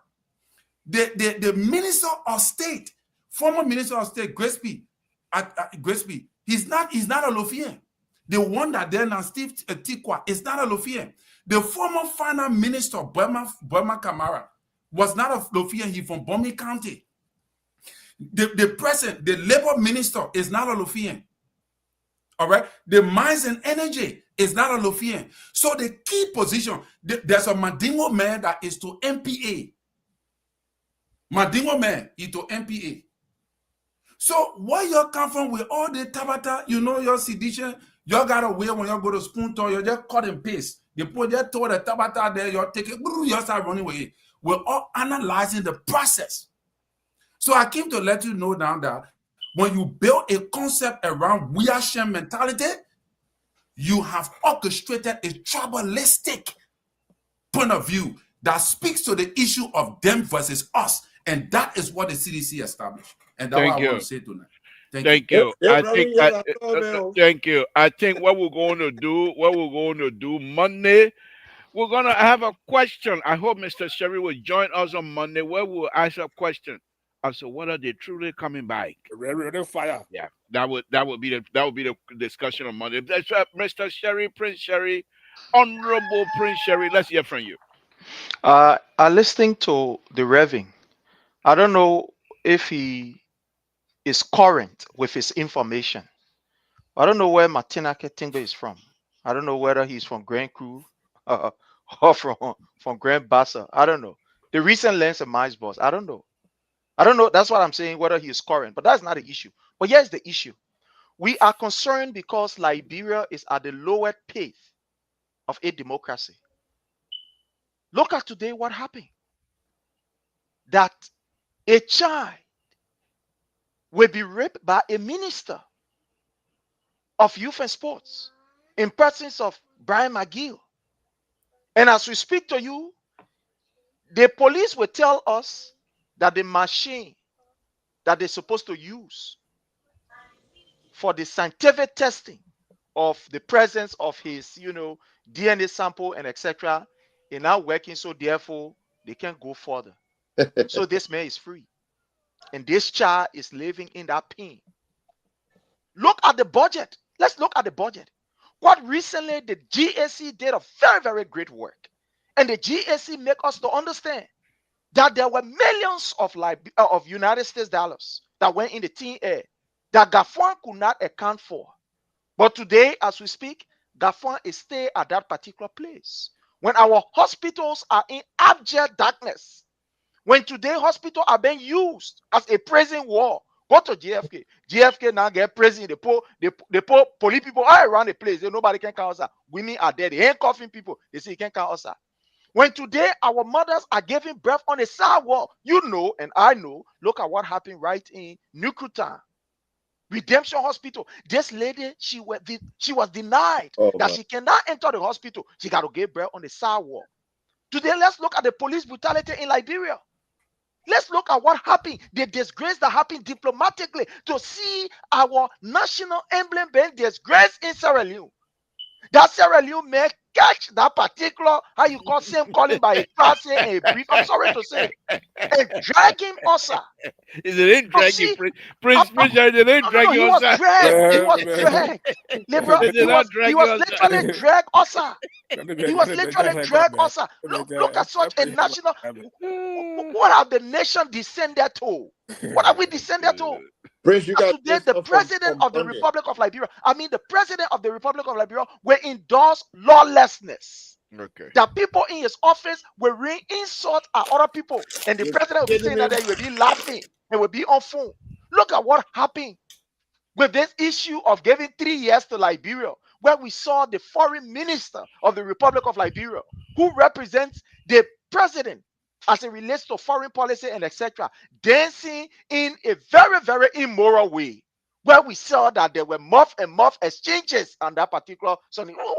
What have we descended to? Thank you. What have we descended to? Guys, let the guy, let him let please. What have our democracy descended to? Where is our moral? Let him finish, To see Madam Sarah Blastro Nyati, the thing is out there. It's not me making it up. The things are out there. Look at what happened to Matthew Moluba. Look at what happened to Matthew Moluba. Matthew Moluba was shot 8 times in his belly. That ball was shot 8 times in his belly. As I speak today, the police is yet to make any report on that. Thank you. Where are we? Mr. Segway, let me deal with that. Mr. Sherry, thank you very much. Yeah, but man. Mr. Segway, the Libra is running a show. That why you and Mr. So you can't you want to. I'm not running the show. I'm the board chair. I can call Mr. So just now. Say just organize a board, constitute a board investigation. The investigation is coming. Yeah. Since is heading that. But anyway, Mr. Sherry, thank you very much. Moses Sewe, Dr. Toto, Mr. Collins, thank you guys. I have a letter here I'm going to be reading. If you want to stay and listen to me read, that's fine. If you don't want to stay, you can just excuse yourself as well. We'll say good night to any of you who wants to leave. That's fine with me. So let me go ahead and read this. It's very important that I read this letter here. Okay. It said, Mr. Head of State, it has been over by, in fact, let me just call it a year, and then maybe that will give you an idea that you may not want to stay. This is January 10, 1984. So Mr. Head, it said, Head of State, Mr. Samuel Kanyando, Executive Marshal, Monrovia, Liberia. Mr. Head of State, it has been over 2 months. Okay, I think I read that, but I'll just read it again. It has been over 2 months since I left Liberia on a health mission abroad in an attempt to prevent my health from further deteriorating as the gravity of the situation was approaching crisis level. Following my departure, I've had the privilege of attaining adequate treatment and also facilitating seriously on the reflecting seriously adequate treatment. I just jumped over it. Following the departure my departure, I have had the privilege to obtain adequate treatment. Also, reflecting seriously on the realities of the many critical and sometimes controversial situations that are developed daily in our society that threaten the existing of the nation as a people and individual that stand the risk of being destroyed overnight through deception, outright lies, hatred, jealousy, and stupidity. These and many other factors led me to some soul searching and deep thinking about the entire Liberian saga, and I had to make a decision best suited for me. As I recovered from my hospital bed, I had the privilege, thanks to the love of family, friends, and other other family member of certain area of government, uh, of receiving newspapers and other intelligence briefing from Liberia that reveal information that was that was a direct threat to my life and existing, facing up to what amount to outright conviction in the newspaper by my adversary with your approval and blessing, of course. I decided to take action. I decided not to become a martyr by staying in the country. After carefully reviewing the track record of the PRC government, a record that I know personally, in its handling of political issues, I concluded that steps had to be taken to safeguard my life and my future. The evidence was clear that my life was in imminent danger. On so many occasions, we discuss the revolution in detail and, disagree on several issues, especially the mechanism for returning to civilian rule. I still remember when you took a decision that person have political ambition for 1985 should resign their position with the government. I met with you on three different occasions during the period involving, and you can't deny this. And I made it clear to you that I have political ambition of my own, but uh, did not think that I should resign, and instead that you withdraw the statement. But you refused to do so. And I mean, I knew that the vast differences in our political view will cause imminent problem between us, and I would have to prepare for the worst. I still hold to my argument now that I do not believe I do not before that you return the country to civilian rule in 1985, permit the team of observers from the United Nations to conduct the election. You started, you stated to me that you will be a candidate in 1984, and if this is still true, it is a proper thing to do. There is no question in my mind about my service to the government of the PRC. I serve well and work hard developing programs for the benefit of the country. You, as well as all members of the council, know that that I did what I was told to do and serve in accordance with your will. I had to be doing something right to stay and serve in one position for the period of 3 years. I have, I did it for you and the council member. On others, and I have the document to prove that. You know very well that I I did nothing without specific verbal or written instruction from you or a member of the ruling PRC. And now everyone is trying to play Mr. Clean, which you and I know very well is a lie. I will play not allow No, I will not allow my reputation to be destroyed by you or anyone in order to promote your political ambition to become the president of the Republic of Liberia in 1985. In so many ways, you use me first against the American embassy in the U.S. in the USTC situation, wherein I refuse I refuse to approve an agreement between the USTC and the American embassy that would have allowed them to occupy the premise vacated by USTC. It was done upon your direct order from me to direct order from you, but later you back out and ended up taking all the blame for and ended up I taking all the blame as a scapegoat. Sometimes you have to so often to so many other public officials besides myself. Then we discussed the issue of um, confidential project and other government undertaking for you. Your interest and council member interest. I stress that this thing is so old that the record would show major miscomplication, misuse, abuse of government property by you and the council members, and that someone wanting to expose the mismanagement of the PRC could publish such information. I recommended at that time that an audit be undertaken and that the information be made public to put this matter behind us. You pretended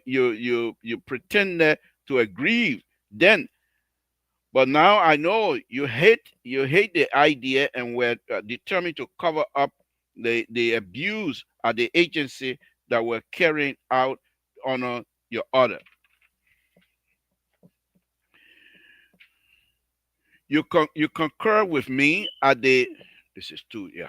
You concur with me at the time only to remove me and my top confidential staff. 5 months later, we know the detail and place my adversary at the agency with instruction to destroy the evidence of application, misuse, and abuse places the blame on me. Why else would they what else would the entire top administrative staff be removed and an audit initiated unless there was a deliberate attempt to falsely destroy and create records that did not exist, especially when I had only 6 months earlier officially written to you only to be ignored.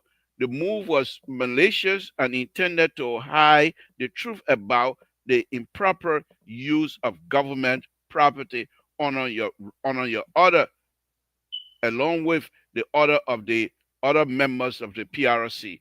But thank God I have all the proof in it. Upon this point, I have behaved responsibly as I think an ex-official serving in such sensitive position should. I have kept my mouth shut while newspapers uh, have made me guess as to what happened at the agency over the 3 years. Under my leadership, under my leadership, that the happening. Uh, you and I know what have happened and why. I am not prepared to become the whipping boy just because I feel I fled to save my life. I have not responded to any of the lies in the past. However, having received the following fresh confidential information that number one, the government following Jeffrey Batu's speech sent a message to the Liberian embassy in Europe advising them to confiscate my diplomatic passport. Two, the government is contemplating requesting the British, and the French government to arrest me and have me extradited to Liberia on embezzlement charges. Three, I was being implicated in the coup plot, which is being tried in Liberia at the moment.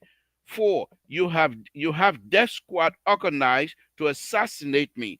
Even Kuomba Frango and other who are allegedly involved in your coup trial.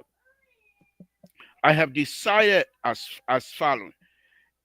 if the information is even close to the truth, I warn that you put an immediate end to all such action and proceeding.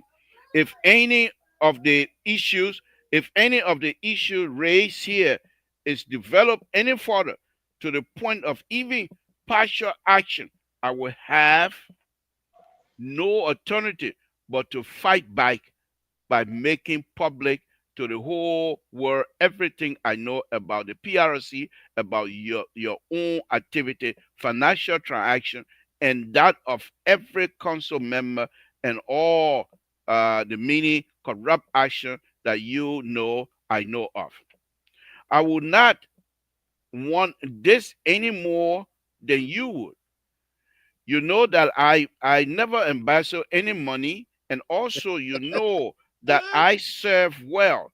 Yet you have permitted these lies to perpetuate without stopping them. Why? I am sure that the U.S. government as well as the IMF will be pleased to know what really happened in that country at the National Bank, the Ministry of Finance, and other banking facility abroad. This is not a threat or blackmail as some may suggest. It is what I will do if you do not put a stop to it. I will also do what I can in my capacity to make sure that you are removed forcefully. Yep. Believe me, this is not a threat. Yep. Charles Genji Taylor. How did I know that was that letter? Charles Taylor. Yep. So if you would have that's heard exactly what I thought. That's if you have heard over the years that Charles Taylor was accused of embezzlement and everything else, folks, that's the letter. Now, I want to thank all of letter from Mose. You ain't seen nothing yet. You ain't seen nothing yet. This is the beginning. Oh, you are not here the other one I was showing the thing. This is the beginning. That's this is the beginning. The political guru. The guru. I will do this every night. Every night I'm on, I will do this. The next on Monday, this is what I'm going to read. You know, before I go through that, Liberia, Mose, to be honest with you, what Prince Sherry, and I'm not trying to butter him up here. And, you know, CDC people must say, y'all know we don't get along. But what Prince Sheridan is doing right now, the groundwork they're laying right now, we have to pay close attention to these things. We have to pay close. Wars are powerful. Wars are powerful. We cannot dismiss these people. We must really pay attention. And the sad thing is, those who are close to respond, not negatively, not being abusive, and not be condescending, but those who have the power within the government to effectively respond, they're not doing so. Oh, the president, y'all need a permit, they will still get tired. Exactly. And that's exactly what I'm going to show you come Monday. No, let me just say this, Liberal, after making that comment. You know, when that letter went out, the intelligence was circulated, and I think the government, the sitting government, ignored. Just like you see the beginning of this show, when Prince used the word danger, you see, there are certain words, insecurity. When you say it, it raises people eyebrow, then they start doing some investigation. What does it mean? This is dangerous.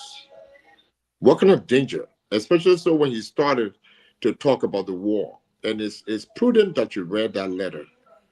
Because in its inception, and we know we were in Liberia after the coup. I was there. I left right after the coup. And some of the things that transpired. When that letter came out in 1984, he was right in Pawtucket, Rhode Island. Samson, you know that. Mm-hmm. You know that. He was in Pawtucket, Rhode Island. Yeah. And navigating through Boston, between Pawtucket and Boston. And that the intelligence was not equipped enough to start doing some investigation on what that letter intended for. and so they got caught with their pants down. Yeah, exactly. You know, And, you when know that what happened in Nepal, when you see, so when Sherry makes they are that's what very they need to good. be careful. My young Okay, brother, okay, Doc. be careful. They are very good. The words they choose to use, Yes, you know, these are not by mistake. no, These are no, intellectual. Prince Sherry and the people, they know what they're doing. They know the kinds of word to use that in the future, when anything happens, they say, we say this. Listen to what I said. you know, and But that's what anyhow, I that's why thought when we that. say that's why when we say Liberia is very vulnerable, people take it differently. They don't understand what we're talking about. The So, capacity to protect our country is non-existent, really, yeah. and So there's Monday, so okay, thank you, I agree with you. I brother. agree with you. Honorable, that Liberia is very vulnerable, especially under this particular leadership, Well, where it you see was things vulnerable happening. under You know, leadership after the I'm under going to this war. show leadership. over. Wait, The say that. show Yeah. over. I beg you. I beg you. We're not going to relitigate that. No, Okay, no, guys. about this, but this All right. administration. Okay. Okay. It was Moses vulnerable Segwe. under your administration Thank you. too. Thank you. With the show More over. vulnerable. Thank you, Moses Segwe. Thank you very much, Terry. Thank you, guys. So Monday, I'm gonna be here Monday, Tuesday, and Wednesday. I mean Thursday. I will read this thing, but let me just read those of you that are listening now. Let me just read what I have here. Just not even. I'm just the first paragraph. Okay, it says here. Let me read the title: "The Voice of the Revolution." What year was this? March 31st, 1979. March 31st, 1979. Okay. It said, The Voice of the Revolution, a publication of the Progressive Alliance of Liberia. P.O. Box 2539, Monrovia. Price 25 cents at the time. It says here, in in this issue, volume 4, number 4, it said, in this issue, another price increase. China will recommend high price for rice. Power plant mass demonstration. The liberal. Okay, so let me read this one paragraph. He said, another price increase. Children will recommend high price for rice. Honorable Florence Chinaway, Minister of Agriculture, has recommended to the national legislature that the price of rice be increased as an incentive to local farmers. She proposed that the price of 100-pound bag of locally produced rice be increased from $22 to $25, an increase of 13.6%. She further suggested that the price of an equal amount of imported parboiled rice be raised from $22 to $30. That is by an increase of 36.4%. Who will benefit? This is where these things, this is where the whole thing comes from. Who will benefit? Let me go in here. The people who will benefit, he said. People that like book, they're not small thing, you know book, you want to play with book, that's it. But I will read that Monday. I want to thank all of you. The progressive when they started beating the drum. Hmm? And let me say this again, because I was in Monrovia at the time. I was young, but I was fathering. There was no way any kind of thing can leave me behind. This is what I'm gonna say. Liberia would have had civil war a long time ago, I believe, if it wasn't for the football business in Liberia. People like Mama Musa then, some of us when we say that we thank God we got people like Mama Musa then. They were young, but their participation in the sport business back in the 70s, mid 70s, late 70s, their involvement in the sport business, because on Sunday, when they say I am barrel playing, nobody, you who you going in the street to do what? You at the stadium. People don't recognize these things, but their contribution to the survival and the peace of Liberia those days, very important as far as I'm concerned. But I want to thank all of you again tonight. Thank you very much for joining the Liberal on this Thursday afternoon. We want to thank you very much. Please tune in tomorrow for Mr. So, where we will be here to be the counterweight of Mr. So. I want to thank all of you that continue to send your condolences to us. We appreciate it, even though we're bereaved. Like I stated earlier, if I wasn't here with Prince Sherry, if I wasn't here with Terry, with Mose, with Dr. Toto, we saw 6 coming here and couldn't even, and we were laughing. If I can't do this and sit down, my wife is going to work, what would I have been doing? In a corner crying. Because that's my son. And these kinds of things make you to stay alive. And I appreciate this. I appreciate all of you coming out here and even having some conversation with us, typing in here, participating fully. We truly, truly appreciate all of you. You don't know how much you lift our spirit, but you do. Whenever we come out here and people come in here, we come out and start watching. Hundreds of you. Thank you very much. Thank you. We appreciate it. With that, I'll say good night to all of you. And then lastly, I want to say thanks to Mr. So and Mr. Cry for initially thinking about this platform some 18 years ago. I want to thank both of them to even invite me, knowing fully well that I have a big mouth, but it took me in anyway. I appreciate that. Thank you very much, and we'll say good night to all of you. Good night, folks. Don't mind. I am the board chair. I am the board. I will put a picture of the real board chair myself, picture of one time, but I'm still the board chair. Good night, folks. Thank you very much. Esther, Fatuma, thank you guys very much. We appreciate all of you that have been writing here tonight. Thank you, and we'll say good night to you.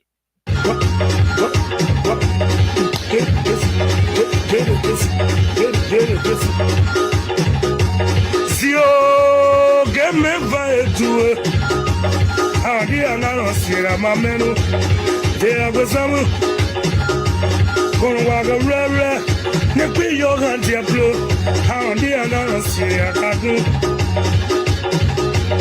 Sago gosumbo sazo mega ye blanco kwadi so e kawaka kama mapenyo nyokoziza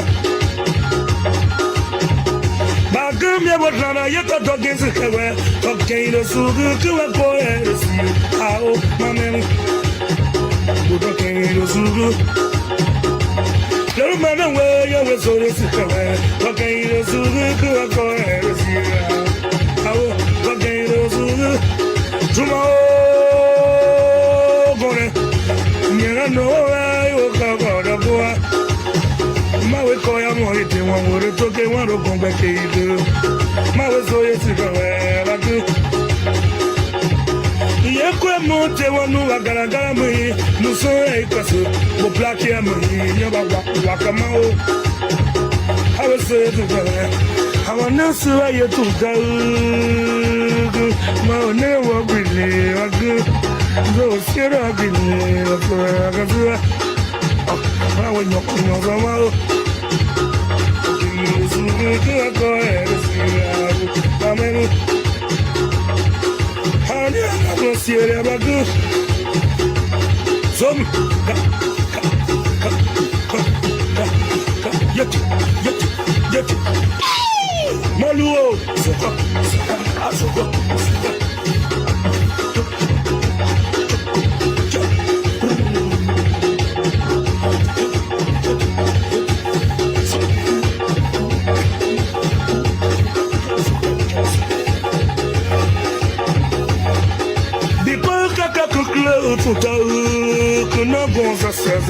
Ingomu me na zalagu Apaka yute tumetone Magawa kori de tage Gonga gbebo atene Mage yamae Sewe wapia yewa sore Tumagasi Maugana kala mui Black ya mui Yama wakama Ana nera yetu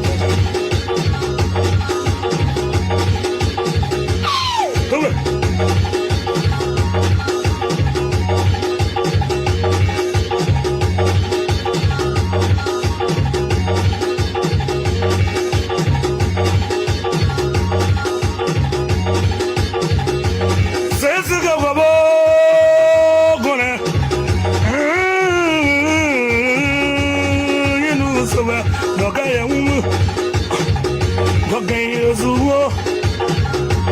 Going up your wagon, I don't know I want to be. Honey, I answer tomorrow. I have a see you go to it. When you got to